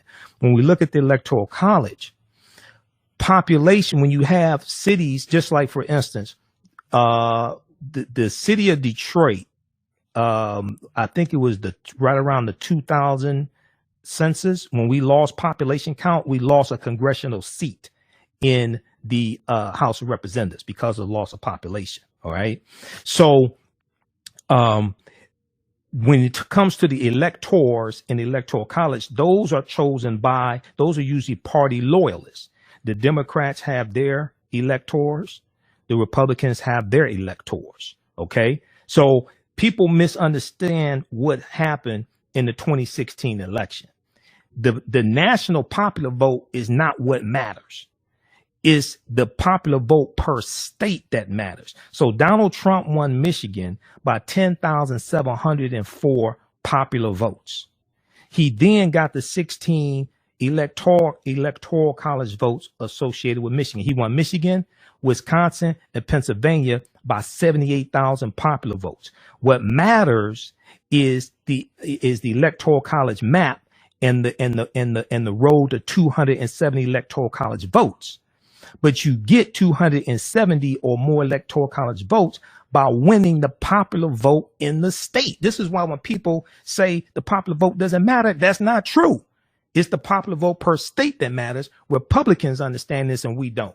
Go to your next question, and I got to get to these other callers, man. I only have a half hour left in the show. Yeah. So thank you for your time. I really appreciate you clarifying that for me. Blessings to you. All right, brother. Keep listening. Okay. So this is why when I teach about political self-defense, how laws and policies impact the economic conditions of African Americans, I tell people we need to read the U.S. Constitution and understand it. And I talked about this on Charlene Mitchell's show. The Constitution is a foundation for all this. I hear people run. I people, and I speak across the country before coronavirus. I ain't been nowhere since February 2020. Last spoke in Chicago. But I hear people all the time saying the popular vote doesn't matter. What Republican have you heard say the popular vote don't matter? What Republican? Show me a Republican. Oh, that doesn't matter. Why do Republicans work so hard to suppress the African American vote and the Hispanic vote? Why do they have lawsuits? Why did Trump put DeJoy in charge of the U.S. Postal Service and they're slowing down the Postal Service and they're taking apart sorting machines? Okay, they understand the long game, and Republicans understand law oftentimes better than Democrats do.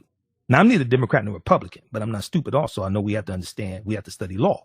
Okay, we're playing a game of football and don't know the difference between the first down and the touchdown, and wonder why we don't have any points on the board. Okay, so go to loc.gov, Library of Congress website. Go to archives.gov, National Archives. Read the U.S. Constitution there. New York Times has a good article dealing with how the Electoral College works. Okay, I've done some posts because I see a number of people on social media posting this. Okay, and we'll go back to the phone lines in just a minute here. And I did a broadcast in 2016. I did a whole lecture in 2016 dealing with the whole history of the Electoral College and how it works, things like this. Now, I hear a lot of people saying Electoral College needs to be abolished. Electoral College needs to be abolished. Okay, for those people who say that, let me explain to you the process of amending the U.S. Constitution. The U.S. Constitution has only been amended 27 times. There are only 27 amendments to the U.S. Constitution. I know a lot of people love to talk about the Second Amendment. Second Amendment was not part of the original Constitution because amend means to alter or to change. The first 10 amendments occur in 1791. That's called the Bill of Rights. Okay, so to amend the U.S. Constitution, there are 4 ways in general, one main way, but a bill has to pass the U.S. House of Representatives and the U.S. Senate by a 2/3 majority vote. A 2/3 majority vote, not a simple majority. A simple majority in the House of Representatives currently with 435 seats is 218 votes. A simple majority in the U.S. Senate with 100 seats is 51. You need a 2/3 majority vote in both the House and the Senate. Then it has to be ratified by 3/4 of the state's legislatures. That's the ratification process. Okay, 3/4 of 50 is 38. You need 3/4 of the state legislatures to vote on this bill by a 2/3 majority vote. Let me help you out. That's not happening. Why? Because Republicans won 2 presidential elections in the last 20 years in the Electoral College and lost the popular vote. You think they're going to vote to get rid of the Electoral College? You're using some of the steroids Trump is using. It's easier for us to understand how this stuff, I almost cussed it. It's easier for us to understand how this stuff works. This is why you got to study history and law. This is what I'm talking about. All this simple Simon ass nonsense. We got to do away with this. Otherwise, we're going to keep getting our behinds kicked. And what Republicans are focused on now, and I'm neither Democrat nor Republican, but I'm not stupid. I see whose policies are doing us the most harm at the national level and who's trying to take away what we have. Just like we talked about Trump, and I talked about this on Roland Show. U.S. Labor Department investigating Microsoft over its commitment to increase black representation in the workforce. And the Trump administration is cracking down on diversity training, all different types of things like this. We look at the VP presidential debate. Mike Pence echoed what he said in 2016 on the campaign trail.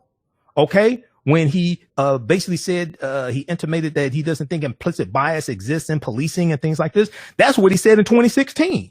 I played the clip when we did the VP recap, and go watch that. It was viewed 20,000 times when I broadcast it live Tuesday after the debate, after the vice presidential debate. Okay, that was October. I can't remember. It was Tuesday. Okay, October 6th. Tuesday, October 6th. In 2016 on the campaign trail, Mike Pence said that he and Donald Trump think there's too much talk about implicit bias in policing, and they need to stop talking about it. Roland Martin played that on News One now. Roland Martin, I got the clip. It's news1.com has the article, and the clip is there. When Mike Pence said this on the campaign trail, he was not playing. He meant that. When you look at the Trump administration, okay, Donald Trump trying to be the champion of criminal justice reform is a lie. How are you going to be the champion of criminal justice reform and you nominated 2 attorney generals who are against criminal justice reform, and one of your attorney generals in 2015, Senator Jefferson Beauregard Sessions III of Alabama, along with Senator Tom Cotton of Arkansas, in the U.S. Senate in 2015, they blocked the early version of the First Step Act. Now, how are you going to be the champion of criminal justice reform when you nominate 2 attorney generals who are against criminal justice reform, and you have your current attorney general, William Barr, who belongs in prison? He needs to be put on trial. He needs to be impeached. Okay. Don't think there's been an attorney general before who went to prison now. Okay. He said he doesn't think systemic racism exists in law enforcement. Really? Is that why you haven't spoken out against these white supremacist organizations, these white supremacist militias? FBI Director Christopher Wray has spoken out against them. September 17th, 2020, and Washington Post has reporting on this. Christopher Wray testified in front of Congress. He said when we look at domestic terrorists, the white supremacist domestic terrorists are the most lethal threat to this country. Now, why isn't Donald Trump talking about this? You're supposed to be so much for criminal justice reform. You're supposed to be so much for law and order. Or you only for law and order when it comes to other people, because you're not for law and order when it comes to your cronies that you give them pardons to. You're not for law and order when it comes to your cronies and you're trying to interfere with their case. This is number 4. This is reason 455 why this traitor needs to be voted out of office. All right. Let's go back to the phone lines. We have any more callers, Jalen? We have George, and then we have Shante. Okay, let's go to George. Hey, George, welcome to the African History Network show. Tell us where you're calling from. Thanks for holding. I'm calling from Detroit. Thanks. Hey, how you doing? Okay. Let me ask you this. Go ahead. How many counties are there in the United States about? I'm not sure how many. There's about 3,100. Okay. Candidate Trump, who became President Trump, won 2,646. Hillary Clinton won 487. Mm-hmm. That gives you, to me, a diversity and voice of the people that the left only talks about. Well, that wasn't diversity. Hillary won the popular vote was because of the 4 boroughs of New York and L.A. County. Without them, she wouldn't have won the popular vote. That wasn't diversity. Wasn't illegals. If you want to talk about illegals, we can talk about white undocumented immigrants if you want to talk about that. It wasn't because of that. Let's look at something. George. I think this is your first time calling in. We don't play those games here. Okay. So let's break this down. 2016 was the first presidential election in 50 years that you didn't have the full power of the 1965 Voting Rights Act, because Section 5 was gutted by the U.S. Supreme Court case of Shelby County versus Holder in 2013, which struck down the oversight. So right after which struck down the oversight, so any of these former states that had a history of putting obstacles in the way of African Americans voting, a lot of these former Confederate states, things like that. No. George, this ain't legally. Sure. All right, thanks for calling in. George. No, it ain't cross our border illegally. George, thanks for calling. Keep listening. Let's go to the next caller. See, when you break down history to dumbasses like George, they don't want to hear it. He calls in with talking points he got from Fox News, and he doesn't want to deal with this. I'm breaking down history, and I'm about to talk about how there were 868 fewer polling places in 2016. We can talk about the rampant voter suppression that the Trump campaign engaged in voter intimidation, like having poll watchers like Trump is doing now. See, George don't want to deal with that. Okay, you call back in here, George, next week. You can call into my daily show, and we're going to continue with this. We don't play those games here. We deal with facts and evidence. Problem is, George, people like you can't handle that. Let's go back.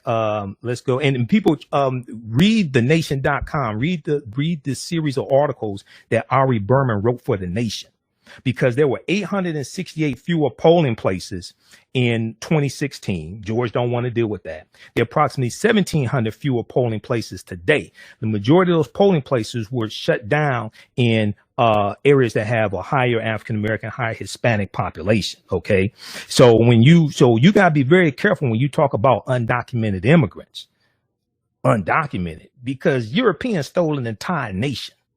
So you got to be very careful when you talk about that. And then when you want to deal with how they got Texas, they set up the Alamo in Texas. Texas was free territory. Vicente Guerrero, the second president of Texas, who was a former slave, he abolished slavery. Okay. The Alamo, you had the U.S. who wanted that Texas territory. See, when you deal with what's his name, John Sullivan and Manifest Destiny, that is like 1845. That's before the Mexican American War, 1846. You dealing with white supremacy and racism taking over an entire trying to take over North America. So you got to be very careful when you calling somebody undocumented, okay? Because Europeans stole a nation, okay? But guess what? White people have a declining birth rate in 26 states out of 50. That's not me. That's the U.S. Census Bureau, June 2018. And the fear that a lot of white people have, now George may not be one of them, but he probably drinks beer with some people that fear this, that by 2043, white people will no longer be a majority population in this country. So this is what a lot of Donald Trump supporters are fearing, things like that. But I don't know why. I don't know why you fearing that. You have a fear of karma? I don't know why you fearing that. Let's go to who we have. Shantae. Yeah, Shantae, go ahead. How you doing, Mike? All right. I called you last week. I forwarded that information again to you. Okay, Black History 365. I saw it briefly today, man. I was so busy trying to get ready for the show. I will read it. I did get the email. I will read it. No, it's cool. I know you will. But I was calling in because I was excited to see you on Rolling Show, man. I've been waiting for that. So I'm happy that you're there. And, right. You know what I'm saying? You always in good company. Oh yeah, I thanks. appreciate what you do, man. That's where I get my news from you and him. Oh, okay, thanks. You know, Roland tried to get me on Roland tried to get me on News One Now on TV One a couple of times, and we just couldn't coordinate everything. But I used to guest host Roland's nationally syndicated radio show a lot, man. So I brought Dr. Claude. That's why I was expecting you to get over there sooner or later. But yeah, I'm glad you did. Oh yeah. I always tune in, but I'm really gonna tune in on them Friday. Oh yeah, absolutely, man. All right, brother. Thanks for calling. All right, thanks for calling. Okay, we'll go to Al in just a second here. Al, stand by, and then this VP fact check. Let's see. We'll do we'll do some more of this. We'll do some of this on my Monday night show and Tuesday night show. Okay. We're here 11 p.m. Monday through Friday, 11 p.m. to midnight Eastern Standard Time now. And then go watch the VP fact check recap and debate that I did after the VP debate. That was October 6th, it looks like. All my days running together. That's at our Facebook fan page, The African History Network, The African History Network. That's been viewed. It's been viewed 20,000 times, 22,000 times, something like that. All right. Very quickly, let me. I did a post dealing with the Electoral College. Then we'll go to Al here in just a second. So hold the line, Al. Once again, a lot of people misunderstand the Electoral College, and they listen to these people that say the popular vote doesn't matter, things like this. Even though you can't find, when during the 2016 presidential election, I saw dozens of interviews with Donald Trump supporters or people who were voting for Donald Trump. None of them said the popular vote doesn't matter. The Electoral College chooses the president. They said we're voting for Donald Trump. Okay. Now African Americans, many of them all of a sudden on social media became constitutional law experts in putting this nonsense out here, which is just false. Okay. Now you also have to watch out because there's some fake African American profiles on social media. Some of them are created by Russians, some created by people in other countries. But very briefly here, when we look at the Electoral College, the Electoral College does not vote until the first Monday following the second Wednesday in December. In 2016, it fell on December 19th. A candidate becomes president-elect by winning 270 or more Electoral College votes on the day of the presidential election, or could get, if they're still counting, it could go a few days after or a week after they're still counting, if they're still counting. Now, you reach 270 Electoral College votes by winning the Electoral College votes associated with a state. California has the most Electoral College votes because they have the large population. They have 66. Texas has 38. Michigan has 16, etc. Maine and Vermont have the smallest number. They have 3. Okay.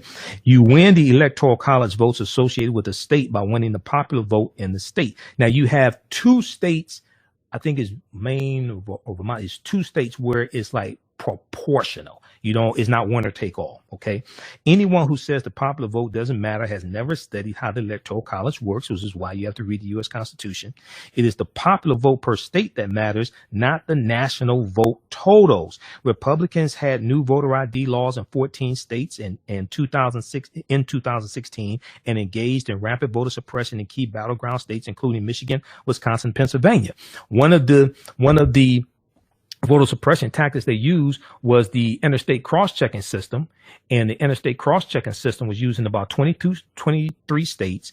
It knocked 1.1 million people off the voter rolls. Now, if you never heard of the interstate cross-checking system, and it was used 4 years ago, okay, we have to ask ourselves this question: why? Because Republicans are working hard to suppress our vote once again. Okay, the interstate cross-checking system basically said.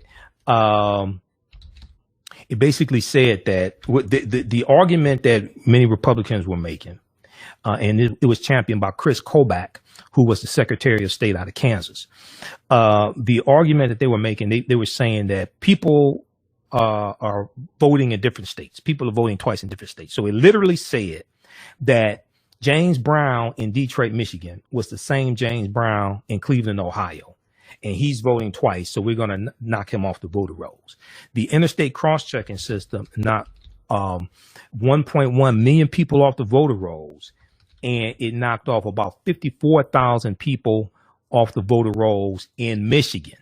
Okay, then you had Jill Stein, third-party candidate. Jill Stein got about 50,000 votes out of Michigan. Then you had 90,000 idiots in Michigan who voted. Sorry if you're one of them. No offense if you're one of them. But 90,000 idiots in Michigan who, for some reason, they voted, but they didn't vote at the top of the ticket for president. Okay. Donald Trump. So 90,000, 50,000 Jill Stein, 54,000 interstate cross-checking system. Donald Trump wins Michigan by 10,704 votes. There was rampant voter suppression. There was interference from Russia. The Russian Internet Research Agency took out 3,500 ads on Facebook alone. It reached about 126 million people. The U.S. Senate has an extensive report dealing with the Russian interference, and a lot of these ads were targeting African Americans with a disinformation campaign. I think it was last week we talked about the story that came out from the UK, Channel 4. Bloomberg picked this up. It dealt with how in 2016 the Trump campaign identified 3.5 million African Americans and labeled them as deterrents and flooded them with misinformation on social media to discourage them from voting. Okay. So if the popular vote doesn't matter, why do Republicans work so hard to suppress our vote? All right. Let's go to Al. Al, welcome to the African History Network show. Tell us where you're calling from. What's going on? What's going on? Hey, how you doing, Al? That guy, man, me personally, hey, he must have been Davy Crockett then. So when he was going to the Alamo to fight, so that guy don't have no clue, man. The sad thing about it is these guys are delusional. Now, what I wanted to bring out, well, you probably brought it up. You probably wanted to bring it out. Majority of the United States, or we would say, the population live where in urban settings, like metropolis. The argument that he made didn't really hold no weight. Talking about illegal aliens. What about all the illegal aliens, like you said, Europeans, to come across the Canadian border into America? You know, me, I think them right-wing guys, man, I just don't really get where they're going. But I will say this, though, they really trying to take control of these courts. And absolutely. People don't realize how important election is. They better wake up because these guys have stacked the courts. And I think absolutely. Trump got 200. Trump has gotten 216 federal judges confirmed in 3.5 years. 216 federal judges. And he's gotten 2 Supreme Court nominations, and it could possibly well be 3. Did you hear what Penn said during the debate where he said, yeah, we're putting in conservative judges? If people didn't hear that, they should have woke. They should have been woke. Well, they're going to try to change a lot of these laws. Right. But because they want control of the federal courts, they're nominating very ultra conservative, young, largely white males. Probably about 88% have been white males that they're nominating, and these are lifetime appointments, so they can be on the federal court, they can be on the federal bench for 30, 35, 40 years, okay, or longer. It's important for us to understand the 3 branches of government. You have the legislative branch, U.S. House of Representatives, U.S. Senate. You have the executive, which is the presidency, and then you have the judicial, the courts. The courts don't make laws; they interpret laws. Okay, so Republicans are focused on the judicial branch, so they can interpret the law that the legislative branch passes. All right. Okay, look, man, we're out of time here. I got to run. Call into my weekly show, okay? Oh, good one, Mike. I'm going to catch you this week, man. Okay. You have a good one. All right, thanks. You too. The revolution will not be televised. It will be digitized, coded, and branded. Don't let your young person get left behind. Join Tech Core 2 on Saturday, September 26, 2020 in their 6th straight year, providing tech, STEM, science, technology, engineering, and math, coding, and Saturday classes. Tech Core 2's mission is to develop a technology pipeline program for urban youth from kindergarten to college to career entry. Tech Core 2 offers 9 different tech classes for students in grades kindergarten through high school, including computer programming, coding, gaming, hip-hop and STEM, and video production. All classes are online with live instruction. To register or for more information, please visit techcore2.org. That's techcore2.org, or give them a call at 215-879-6701. That's 215-879-6701. Don't forget to grab your $10 discount with promo code TAHN Fall 2020. All right, I just sent you that clip, Jalen. That's another clip from Roland's show that deals with Jackie Robinson and Dr. King. Did you get that clip? Yes. Okay, let's go to. I'm not sure where it is, but let's go to play that clip. I'm not sure if there's his ad in front of it or what. I'm not sure if you're able to cue it up anywhere. But let's go to this clip here quickly. Demanded that Donald Trump's re-election campaign remove images of the late black icon from their new political ads. The ad is titled "Say What You Will About America." The video includes pictures of both King and Robinson.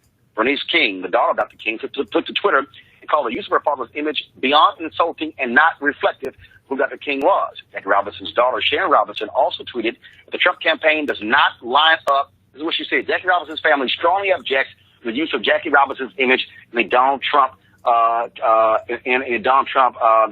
JR Foundation. The Trump campaign is in opposition to all that Jackie Robinson stood for and believed in. We're insulted and demand that his image be removed. Bottom line here, Michael, this is, the Republicans always want to show black Republicans. They say King was a Republican, Jackie Robinson was a Republican. Here's what we do. We know for a fact that Jackie Robinson was a Republican. We don't know that with MLK, folks said his dad was, but it's all irrelevant because the bottom line is this here. This is if you got to go back to the 1960s to find you a black Republican, your ass ain't doing it right. Well, there have been a number of fact checks on this. Think Progress Org had one a few years ago that talked about how Dr. King was not a Republican. And I've looked at information that talked about how Dr. King talked about voting for Democrats as well. But if you got to go back that far to the 50s and 60s to find a black Republican that African Americans like, then your party has a problem. Now, I'm neither Democrat nor Republican. People who listen to my show know this, but I'm also not stupid. I know whose policies are doing us the most harm as well, and it's usually at the national level, usually coming from Republicans. But this is more of just like Trump came out with his platinum plan, which I call the fool's gold plan, his 2-page black agenda, okay, for African Americans, and it lacked specificity. It was ridiculous, and a lot of what he was proposing contradicts what he's been doing the past 3.5 years. This is some more of that. He's hoping to just shave off enough African Americans so that in these key battleground states, it can be very close, and he can try to win this in the Supreme Court. And just as you covered the story from Channel 4 out of the UK, and I covered it on my show, how in 2016, the Trump campaign identified 3.5 million African Americans, labeled them as deterrents, and then flooded them with disinformation on social media to discourage them from voting. Okay, so this is some more propaganda, but I'm happy that the King family and the Robinson family came out in opposition to this. But I wonder what Dr. King's niece, Alveda King, who is a staunch Donald Trump supporter, I wonder what she had to say. Or I don't know, did he get permission from her to do this? Or how about loud and wrong Angela Stanton? Same thing. Anything that she got to say? I doubt it. Well, I mean, we should, because, I mean, Angela Stanton has not done herself a good service, and they should retire her as a spokesman for this nonsense party. But I will say this. I mean, when people say and mobilize these images, acting like they don't talk about Colin Kaepernick and call the movement for Black Lives Matter terrorist groups, it's laughable, because we know very well if Jackie Robinson or Martin Luther King were alive today, they would say the same things about those men. So it's funny that they want to deploy them as some sort of testament to their openness when we know they have done everything they can to make black people feel unwelcome through policy and otherwise. And certainly we know this is shading the truth, because people act like partisan realignment never happened. The Republicans of today are not the Republicans of yesteryear. So acting like the Dixiecrat Revolution didn't happen in 48, acting like those people didn't get absorbed in the Republican Party, and that the Southern strategy that the Republican Party deployed throughout the 1960s, and when Nixon said, we just going to leave the blacks and the Jews behind and let the Democrats have them, right? Because we're not going to pick those voters up. Don't act like that didn't happen. And I think it's the same disingenuousness that we often have, and I think it's because they know most people don't understand anything about history. But people do understand the reality of the world they live in. And if they think marshaling up some images of Martin Luther King or Jackie Robinson are going to be enough, I think they're mistaken. But Michael is correct that it can do just enough for the people on the margin. And that's the really scary part. Okay, pause right there, Jalen. All right. Rob, Okay, so that was another segment from Roland Show from October 9th, 2020. We dealt with the Dr. King family and Jackie Robinson family blast the Trump campaign. All right, we're going to continue on my social media platforms, The African History Network, The African History Network on Facebook, and Michael Imhotep, IMHOTEP on YouTube. We'll continue for a little while longer. Also listen Monday through Fridays, 11 p.m. to 12 midnight Eastern Standard Time, right here on 9, 10 a.m. the Superstation and on our social media platforms as well. All right, we have to get out of here. Remember, at the African History Network, we focus on educating, empowering, and inspiring people of African descent throughout the diaspora and around the world, because right now it's correct wrong behavior. It's not over till we win. Wakanda forever. Stay tuned for Pastor Mo. We'll talk to you next week. Peace. Al-Qibalan's lifestyle attitude is servitude. They focus on providing you quality products and customer service. They're here to fulfill your African men's and women's clothing, accessories, health and beauty products, essential oils and fragrances, hair care products, and much, much more. Check out their collection of clothing and products for African kings and queens. Visit their website, alkebalanlife.com, ALKEBULAN, alkebalanlife.com. They look forward to serving you. Revitalizing, restorative, indulgent, essential. Crea's Love Butter Raw Shea Butter Collection. How do we know if our skin products are truly delivering all of the health benefits they should? Crea's Love Butter is a thoughtful combination of hand-selected ingredients designed to enhance the level of your skin's health. Crea's Love Butter is an ideal gift for health-conscious loved ones and is a pleasure to both give and receive. They've harnessed the restorative powers of raw shea butter and infused it with their love and passion for revitalizing skin that you will undoubtedly feel from the first use. Visit their website today, creaslovebutter.com.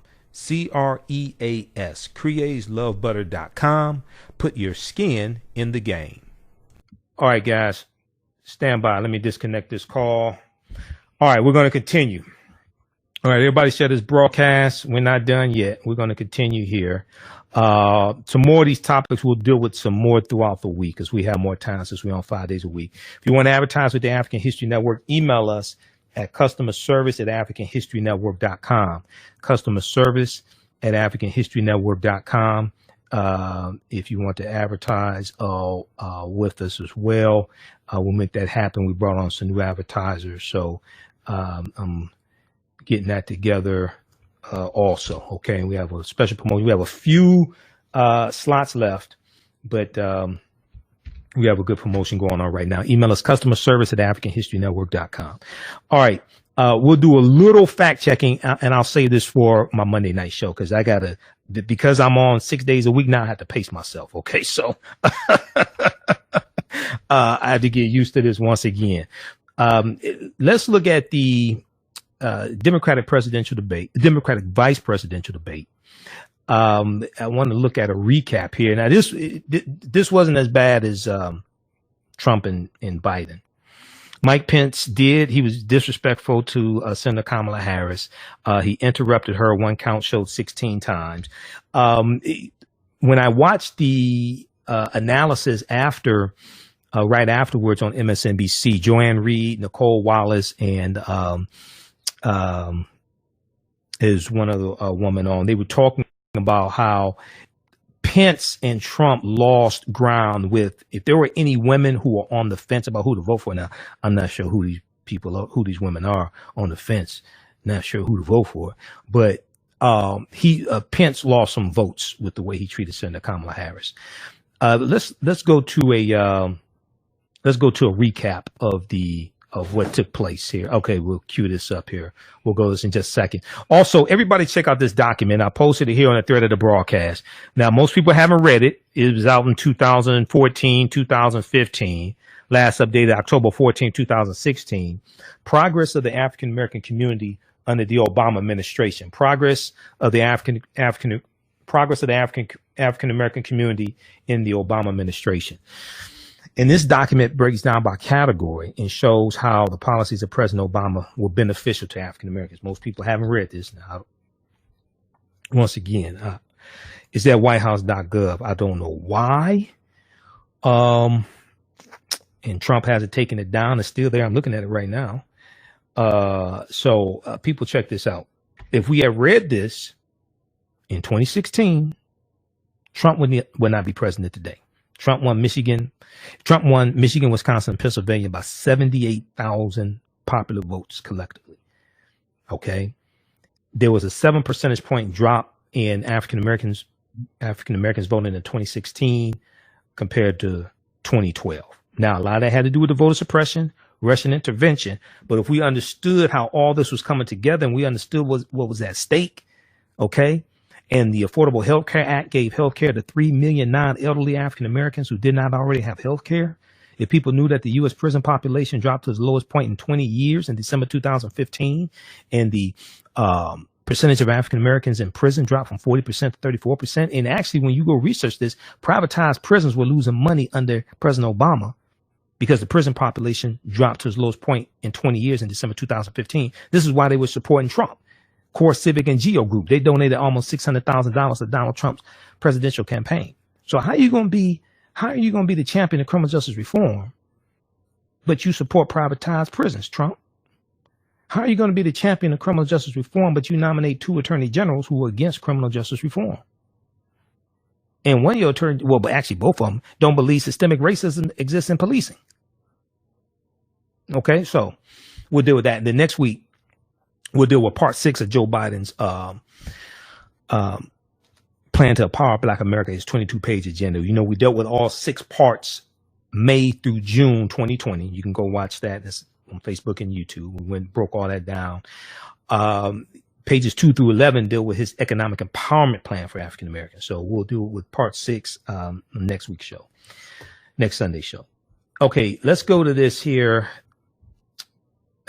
See, the problem is a lot of our people, we don't like to read. A lot of our people, unfortunately. We'll read the lyrics to WAP by Cardi B. I mean, we'll read this superfluous nonsense. But things that really matter, we won't read. All right, let's go to this here recap of the vice presidential debate. And we'll get into a little fact checking and we'll do some more this week on my weekly show for the sake of time. Let's go to this clip here.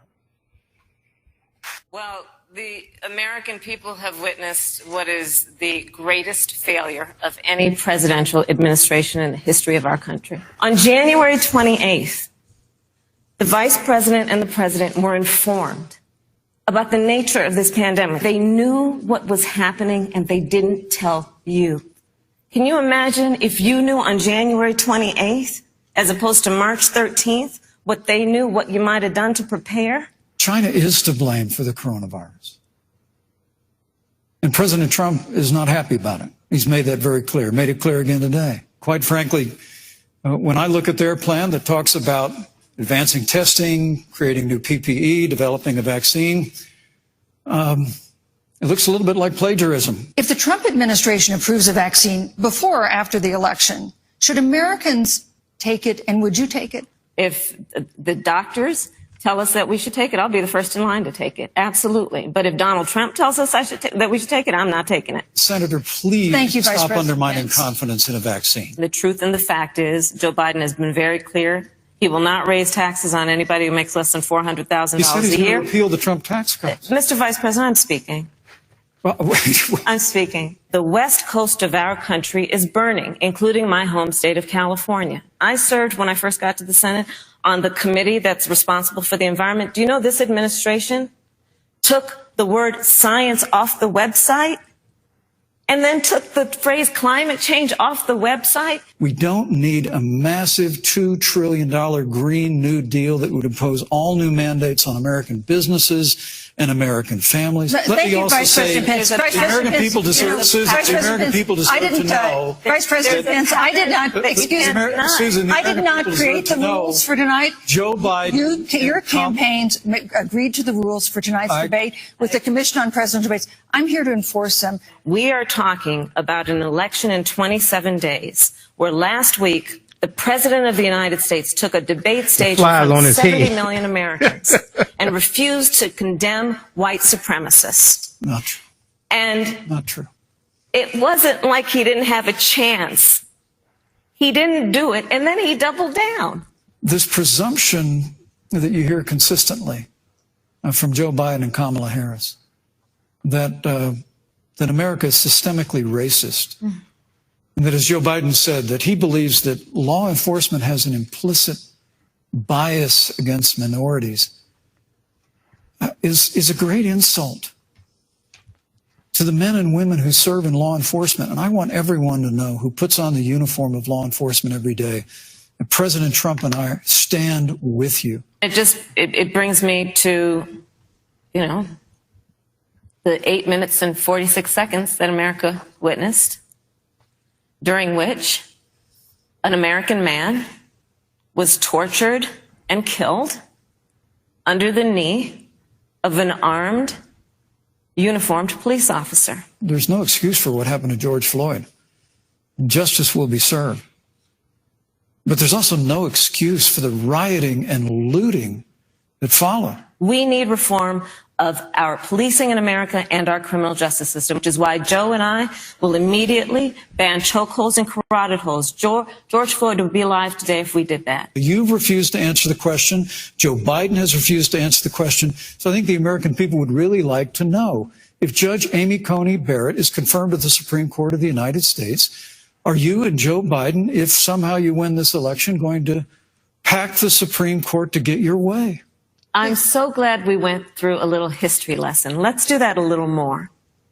In 1864... Well, I'd like you to answer the question. Mr. Vice President, I'm speaking. I'm speaking. We have it within our power in these next 27 days to make the decision about what will be the course of our country for the next 4 years. We can debate vigorously, as Senator Harris and I have on this stage tonight.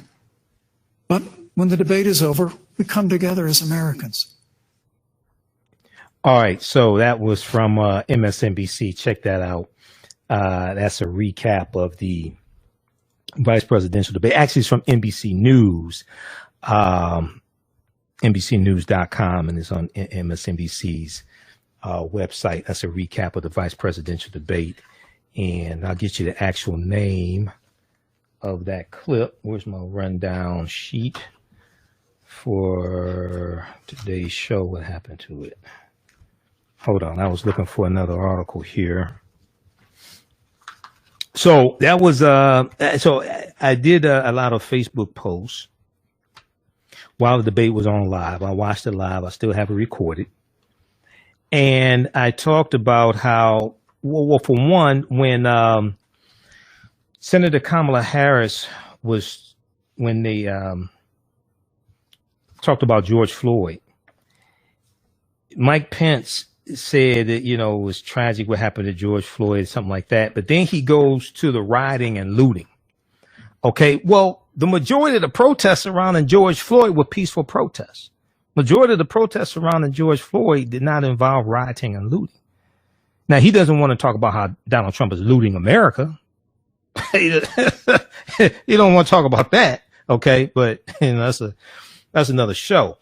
But you notice how quickly he pivoted to that, and then Mike Pence doesn't want to deal with systemic racism in policing. Now, the name of that clip was Vice Presidential Debate Highlights Between Pence and Harris. Vice Presidential Debate Highlights Between Pence and Harris is at MSNBC.com, October 8th, 2020. When we look at, I want you to check out this op-ed article from USA Today that Joe Biden did. He wrote, this was back in June 10th, 2020. All right. Some people may have missed it. You heard me talk about it before. We must urgently root out systemic racism from policing to housing to opportunity. We must urgently root out systemic racism from policing to housing to opportunity. Federal dollars should not go to departments that violate people's rights or turn to violence as a first resort, but I do not support defunding police. Read this entire op-ed. He goes through and breaks it down. He talks about undoing systemic economic racism. He talks about systemic racism in policing. Trump, Pence, and Attorney General William Barr don't even want to deal with systemic racism in policing. They don't want to deal with implicit bias in policing. And they really don't even want to acknowledge that it exists. And this is the same thing Mike Pence said in 2016 as well, okay, on the campaign trail. So when he said that in 2016, you know, all the Black Lives Matter activists, all the civil rights activists, they should have said, well, hold on, wait a second. What did he just say? Let me see. We'll pull that clip up here, because that, what he said on the campaign trail was foretelling what was coming. Yeah, this one right here. Mike Pence denial of institutional bias reveals GOP hurdles. This is from September 26, 2016. This is from News One Now with Roland Martin, and the clip is at newsone.com. So everybody should check this out. We'll post the link here. Okay, because if people, I saw it when it happened. I saw it on News One Now, and I was reporting on the campaign every day, and I already knew Trump supported privatized prisons. I already knew Trump in 2016 was running on the platform of law and order like he's running now. And law and order means protect white people and lock up African Americans. That's basically what law and order means. That's a throwback to Nixon, 1968, Richard Nixon. And Nixon ran as a backlash to the Black Power movement, the Civil Rights movement, affirmative action, the rebellions that were taking place all across the country, etc. Okay, so let's we have this clip queued up. Let's go to this clip here.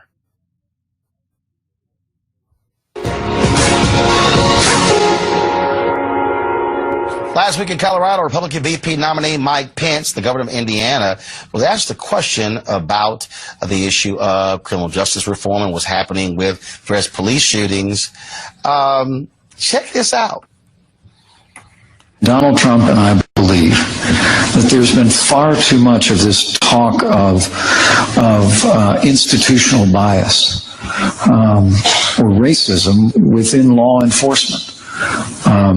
That police officers are human beings, and in difficult and life-threatening situations, mistakes are made, and people have to be held to strict account. But we both believe that it's important that we have a president who, as the chief law enforcement officer of the United States, stands behind the men and women who serve in law enforcement.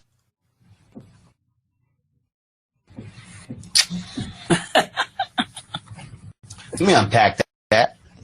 First of all, the President of the United States is not the chief law enforcement officer. The Attorney General of the United States is the chief law enforcement officer.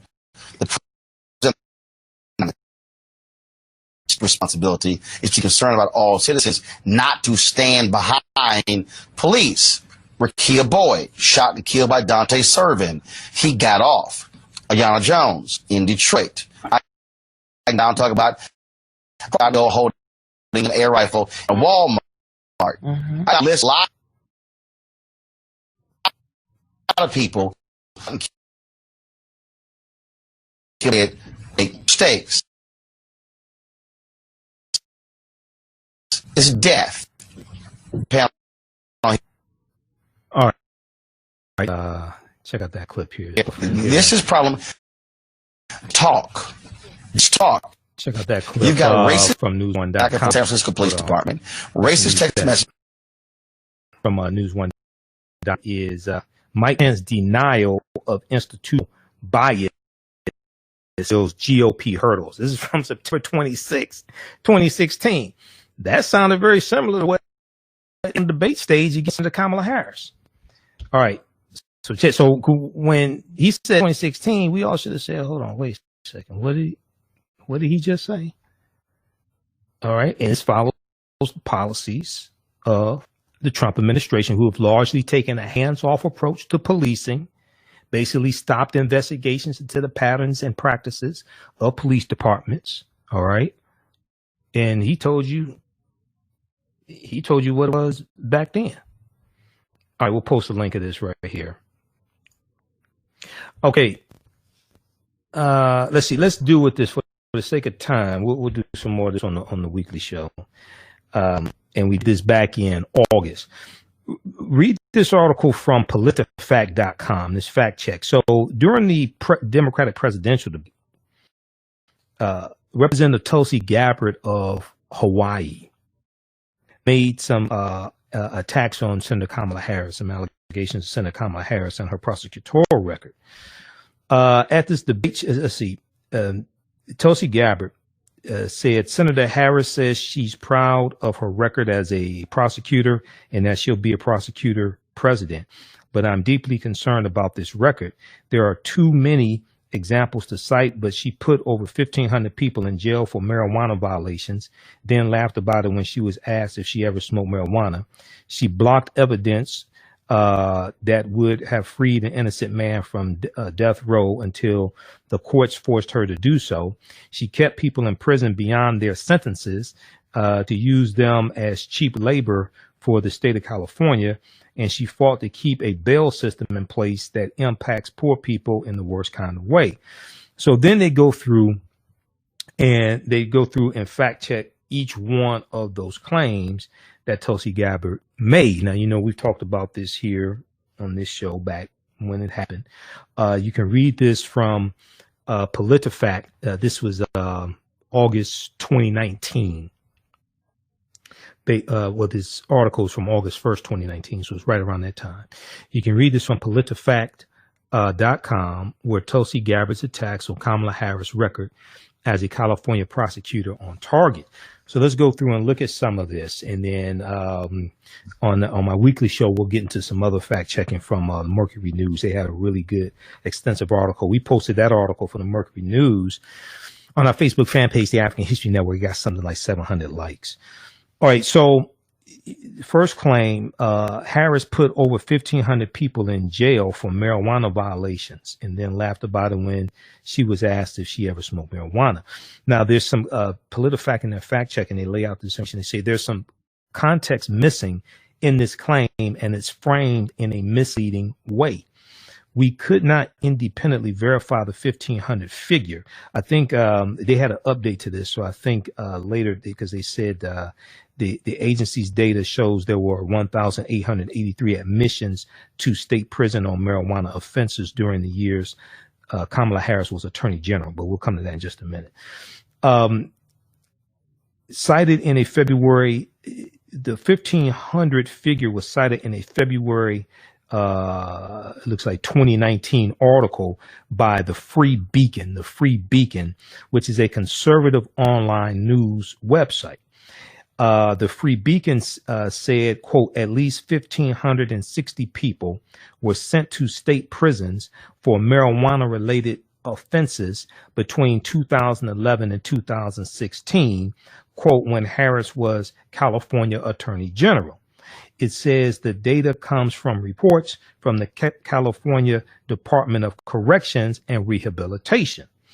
We requested that data from the state's prison agency. Okay. The PolitiFact requested that data from the state's prison agency. The agency's data, the state prison agency, their data shows there were 1,883 admissions to state prison on marijuana offenses during the years Kamala Harris was Attorney General. That was 2011 through 2016. There were another 92 admissions for crimes related to hashish, a drug made from cannabis resin, Notably, the figures dropped dramatically during Senator Kamala Harris' tenure, from 817 marijuana-related admissions in her first year in office to 137 marijuana-related admissions in her last year in office. For context, marijuana sales and possession remained illegal under state law during Harris's time as Attorney General, 2011 to 2016. California voters legalized recreational marijuana in 2016, the same year Kamala Harris was elected to the U.S. Senate and left the Attorney General position as State's Attorney General in California. Also, as Attorney General, Kamala Harris would not have personally prosecuted marijuana cases. As Attorney General, Kamala Harris would not have personally prosecuted marijuana cases. Those cases would have been handled by lower level state attorneys. It's correct that Harris has laughed about using marijuana, but Representative Tulsi Gabbard's claim makes it seem like she laughed about being locked up for, it makes it seem like she laughed about people being locked up for marijuana crimes. We did not, PolitiFact.com, we did not find any evidence to support that. Running for election in 2014 as State Attorney General of California, Kamala Harris laughed at a TV reporter's question about her GOP opponent's support for legalizing marijuana, adding, quote, he's entitled to his opinion, end quote, but not offering her own opinion. In a February 2019 interview on New York-based radio show The Breakfast Club, Senator Kamala Harris said she had smoked marijuana in the past. Quote, I have, and I did inhale. It was a long time ago, but yes, end quote. Then Senator Harris laughed, according to a CNN article, and said she tried pot in college and noted that it was in the form of a joint. Okay, quote, I just broke news, end quote, she said. Now, as California Attorney General in 2016, Kamala Harris declined to weigh in on a state ballot measure to legalize recreational marijuana. Now, as a U.S. Senator and presidential candidate, Harris supports marijuana legalization. Harris, quote, blocked evidence that, so next claim, and this, let's see, for the sake of time, let's see how many pages we have left. Okay, we have 2 pages left. We'll continue this on the weekly show, but the claim, Harris, quote, blocked evidence that would have freed an innocent man from death row until the courts forced her to do so. Representative Tulsi Gabbard of Hawaii, her campaign said she was referring to the case of Kevin Cooper, an African-American man on death row in California.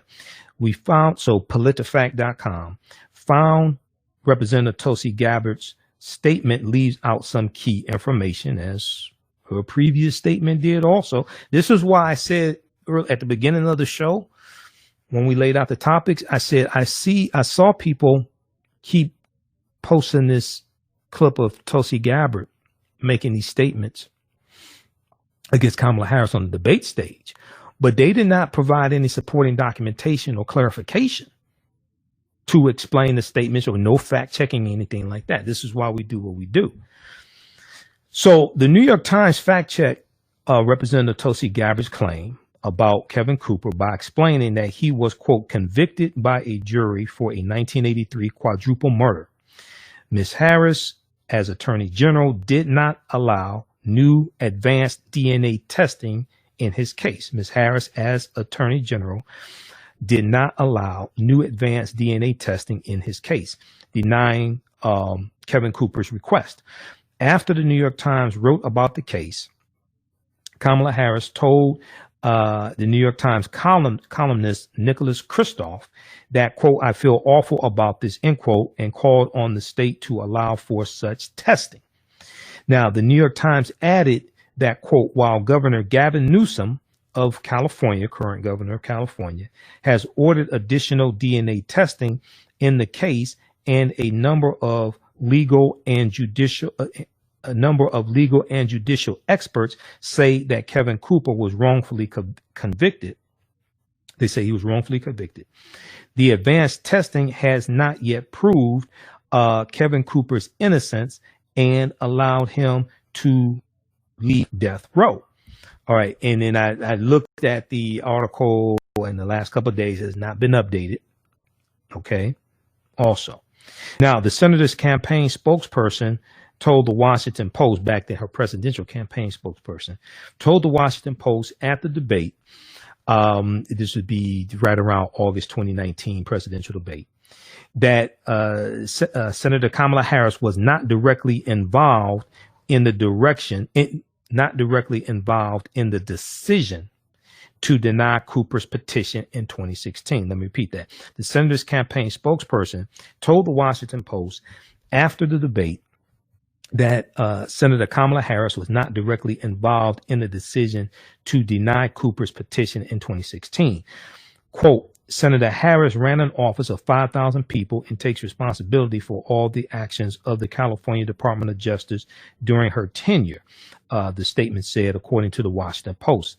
The statement went on to say most of the legal activity around this case occurred before her terms in office as California State Attorney General.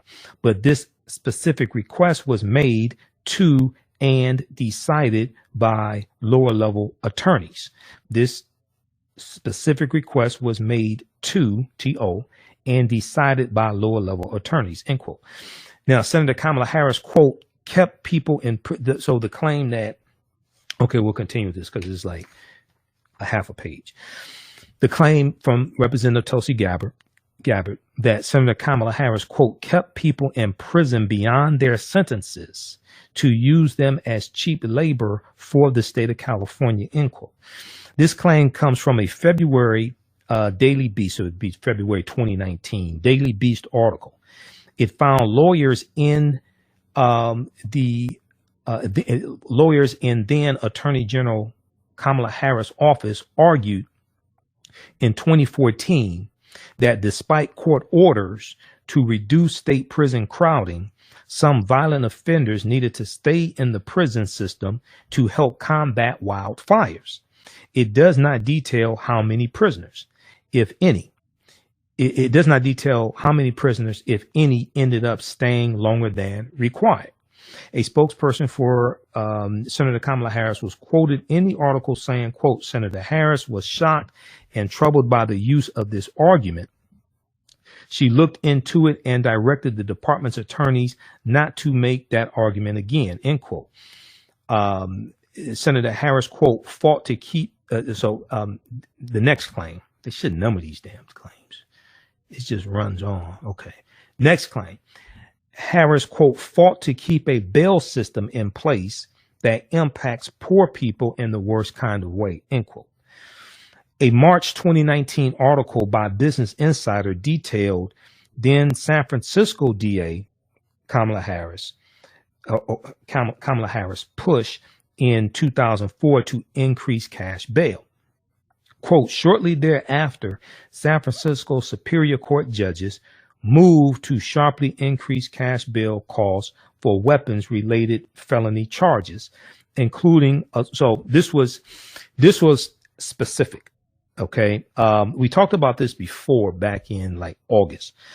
This dealt with San Francisco's Superior Court judges moved to sharply increase cash bail costs for weapons-related felony charges, including assault with a firearm and the sale of machine guns. Okay. Quote unquote, according to the article from businessinsider.com. The article adds that as Senator Kamala Harris has introduced bipartisan legislation to encourage states to reform their cash bail system so that lower income people are not kept in jail as a result of their inability to pay steep bail costs. A year ago, then California Governor Jerry Brown, previous governor to Gavin Newsom, signed a bill to eliminate cash bail in the state of California starting in October 2019 in favor of a risk assessment system and non-monetary conditions of release. Senator Harris did not specifically address all of the charges at the presidential debate when Representative Tulsi Gabbard leveled the charges against her. Instead, she offered a more general defense, saying, quote, "As the elected Attorney General of California, I did the work of significantly reforming the criminal justice system of a state of 40 million people, which became a national model for the work that needs to be done, and I'm proud of that work," end quote. Now, PolitiFact.com goes on to say, in the last paragraph here, after we originally published the California Department of Corrections and Rehabilitation, after we originally published this article, the California Department of Corrections and Rehabilitation released statistics on how many people were sent to prison on marijuana violations during Harris' time as state attorney general from 2011 to 2016. So they updated it. That's where the earlier I said the 1,883. That's where that came from. The agency's data shows there were 1,883 admissions to state prison on marijuana offenses during Harris, during the years Harris was attorney general. There were another 92 admissions for crimes related to hashish, a drug made from cannabis resin. Notably, the figures dropped dramatically during Harris' tenure from 817 marijuana-related admissions in the first year in office to 137 in the last year in office. And then the one from Mercury News, which we'll deal with on the weekly show, that gets even deeper into this. And let me see. Also, once again, it says, as Attorney General, Harris would not have personally prosecuted marijuana cases. Those cases would have been handled by lower level states' attorneys. Now, if we look very briefly here, and we'll get into this more in depth on my weekly show, 11 p.m. to midnight, Monday through Friday, MercuryNews.com has an extensive fact check, campaign fact check. Here's how Kamala Harris really prosecuted marijuana cases. And we posted this article here on our Facebook fan page, and it broke down the claims from Tulsi Gabbard. It added context and showed how her claims lack context. When it looks at, okay, conviction rate here. It looks at Tulsi Gabbard's claims put 1,500 people in jail over marijuana violations, etc. Let's see, where are we? They do an even better breakdown than PolitiFact. So very briefly here, it says a San Francisco DA from 2004 through 2010, however, okay, hold on. Let's back up. It says Gabbard was misleadingly citing figures for all of California while Kamala Harris was attorney general, even though the vast majority of marijuana cases in the state of California are prosecuted by independently elected county district attorneys. So through elections, voting, county attorneys, Wayne County prosecutor like Kim Worthy here in the county of Wayne, and Wayne is the county that Detroit is in. Gabbard was misleadingly citing figures for all of California while Kamala Harris was attorney general, even though the vast majority of marijuana cases in the state are prosecuted by independently elected county district attorneys. As San Francisco DA from 2004 through 2010, however, Kamala Harris had wide latitude to decide which marijuana cases to prosecute and what sentences to seek in the city. She took office after defeating the legendarily liberal district attorney Terrence Hallinan, Hallinan, during their acrimonious campaign. Harris criticized Hallinan over his office's low conviction rate and vowed to run a tighter ship, although she mostly focused her rhetoric on violent crime. Both candidates supported medical marijuana, which was already legal in California. Over Harris's 7 years as top prosecutor, attorney general, her attorneys won 1,956 misdemeanor and felony convictions for marijuana possession, cultivation, or sale. 1,956 misdemeanor and felony convictions for marijuana possession, cultivation, or sale, according to data from the DA's office. That includes people who were convicted of marijuana offenses and more serious crimes at the same time. Okay. While there were some marijuana convictions during Hallinan's tenure, her predecessor, there were also a lot more arrests. San Francisco arrest data compiled by the Attorney General's office suggests that 24% of marijuana cases led to marijuana convictions under Attorney General Kamala Harris, compared with 18% of arrests under her predecessor, Hallinan. The comparison between arrests and convictions is not necessarily one-to-one, however. Not everyone convicted of marijuana offenses was arrested for marijuana in the first place. Conviction rate aside, only 45 people were sentenced to state prison for marijuana convictions during Kamala Harris' 7 years in office as Attorney General, compared with 135 people during Hallinan's 8 years, according to data from the State Corrections Department. Wonder why people don't say that. That only includes individuals whose most serious conviction was for marijuana. Those numbers don't cover people sentenced to time in county jail. The district attorney's office, superior court, sheriff's office, and attorney general's office said they did not have or could not release more specific data about marijuana sentencing during Harris's tenure. The number of marijuana convictions trailed off swiftly after Harris left office, in part due to state law reclassifying some marijuana misdemeanors as infractions, making them similar to a traffic ticket. I'm still trying to find out where 1,500 black men convicted of marijuana possession came from. All this research, I still haven't found that at all. I'm trying to figure it out. I'm trying to figure out where the information came from on that meme that people keep circulating, and there's no sources to back this up. I'm not sure where this came from. So we'll continue this on our weekly show. Read this from mercurynews.com. We'll post this link here. Campaign fact check, because this is more extensive than the fact check from PolitiFacts was good, but this gets deeper into it. Campaign fact check. Here's how Kamala Harris really prosecuted marijuana cases. This is from mercurynews.com. So Mercury News is a local newspaper there in the Florida area. I'm sorry, not Mercury. I think they're in California. Mercury News.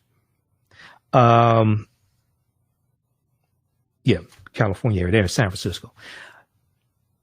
There was an op-ed also that is good for context. Now, I can't remember what this is. Yeah. USA Today. I thought it was USA Today. This was from a defense attorney who wrote this op-ed. Her name is Nikki Solis. This is an opinion piece that she wrote for the USA Today. Public defender. I worked with Kamala Harris. She was the most progressive DA in California. You don't have to believe me. Read this yourself. I grappled with this idea of defending a former prosecutor. So this Nikki Solis was a former public defender. Okay. She said, I grappled with this idea of defending a former prosecutor for a long time, but I have to say what I feel is right to set the record straight on Harris. Okay. And she said, as San Francisco DA, Harris refused to seek the death penalty, even on a case where a very respected police officer was tragically killed. Marijuana sales cases were routinely reduced to misdemeanors, and marijuana possession cases were not even on the court's docket. They were simply not charged unless there was a large grow case, a large amount that they were growing, or a unique circumstance. This was the reform-minded approach then District Attorney Kamala Harris' office took. The accusations about marijuana prosecutions being harsh during her tenure are absurd. The reality was quite the opposite. Now, this is a woman who was a public defender, and she's on the other side of Kamala Harris' office doing a prosecution. Okay, so I don't have time to get through all this. We'll talk about this during the weekly show. Read this entire op-ed. She's breaking this down. Public defender. I worked with Kamala Harris. She was the most progressive DA in California. This is from August 10th, 2020. Nikki Solis, Solis, is the public defender's name. Okay, so check that out also. And we'll deal with this some more during the weekly show. And we'll post a link here to the article from the Mercury News as well. Okay. All right, how's everybody doing? Share this broadcast on your social media platforms. If you ain't going to get this type of information a lot of other places. People getting their information from memes. I mean, literally, people getting their information and topics from memes floating around on social media. How'd you go verify the information in the meme? Because these memes usually don't cite any sources. There's a reason why. Okay. So check that out. Also, I just found out the African History Network show is podcasting on iHeartRadio. Okay. I knew we were on iTunes and CastBox and Player and TuneIn and Stitcher. I just found out we're on iHeartRadio as well. So you can listen to us there also. I think they have like 300 of our audio podcasts. All right. So, hey, if you like this type of information, you can donate to the African History Network, $ the AHN show through Cash App, $ the AHN show through Cash App.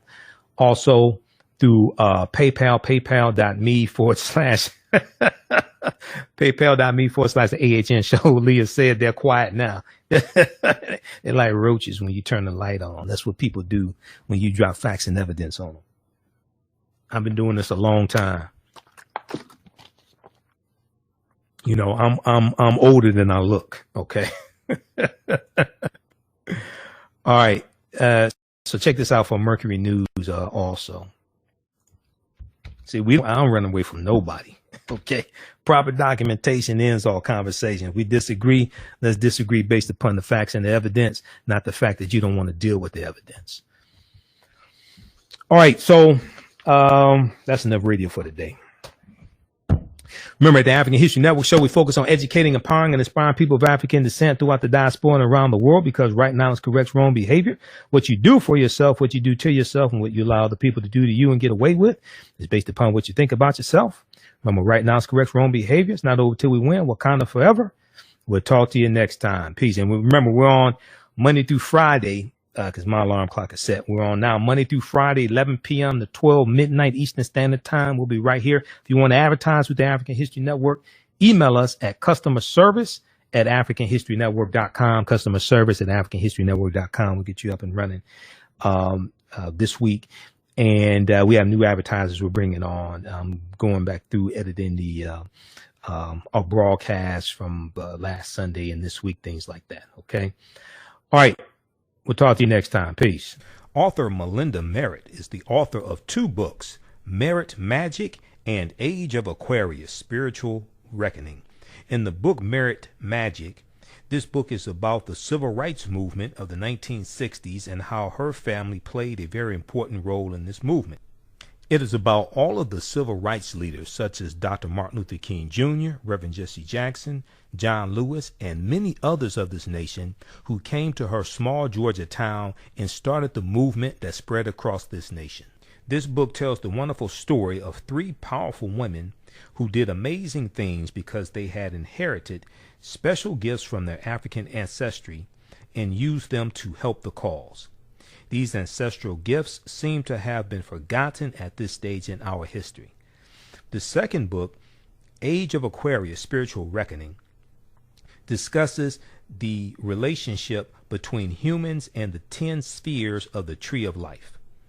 Author Melinda Merritt was able to show some very interesting facts about the present and past presidents of the United States as it relates to what they did while in office. The current president is living up to the negative impact he has brought to this space. This book shows how astrology impacts people in ways that they may not be aware of. It discusses the change in the status of religion in this country, as we can easily see. There is a major change happening in that area. Visit the website merit-magic.com. That's merit-magic.com, MERRITT, and get both books for only $20. The books Ivy and Catalina Visit Sellville and Brooklyn Softball Adventures are from authors Sidney Carujo, Brooklyn Carujo, and Shanine Diles Carujo. In Ivy and Catalina Visit Sellville, readers will join Ivy and Catalina as they tour the small town of Sellville with their grandparents to learn about the world of science. The girls will learn about the structures and functions of the cell. This book provides great analogies that make learning about the cell easy for kids. The book Brooklyn Softball Adventures takes readers on the journey with Brooklyn through her first 2 seasons of playing softball. Through facing adversity, Brooklyn and her teammates build their confidence and learn to love the game. The book encourages children to try new things and never accept defeat. Ivy and Catalina Visit Sellville is by Sidney Carujo and Shanine Diles Carujo. And Brooklyn's Softball Adventures is by Brooklyn Carujo and Shanine Diles Carujo. Both books are available right now at Amazon.com, BarnesandNoble.com, BooksAMillion.com, and Target.com. September is Life Insurance Awareness Month, and Yolanda Spivey at Michael Whitney and Associates wants you to know that this is the best time right now to shop for life insurance. There are many plans available that fit everyone's budget and lifestyle. Right now, due to COVID-19, some companies are not requiring any medical exams to qualify. Leave your loved ones a will and not a bill. Contact Yolanda Spivey today at 1-833-289-2525. That's 1-833-BUY-BLACK, BLAK. Also visit mwhitney.com. That's mwhitney.com. You can email her at life@mwhitney.com, and also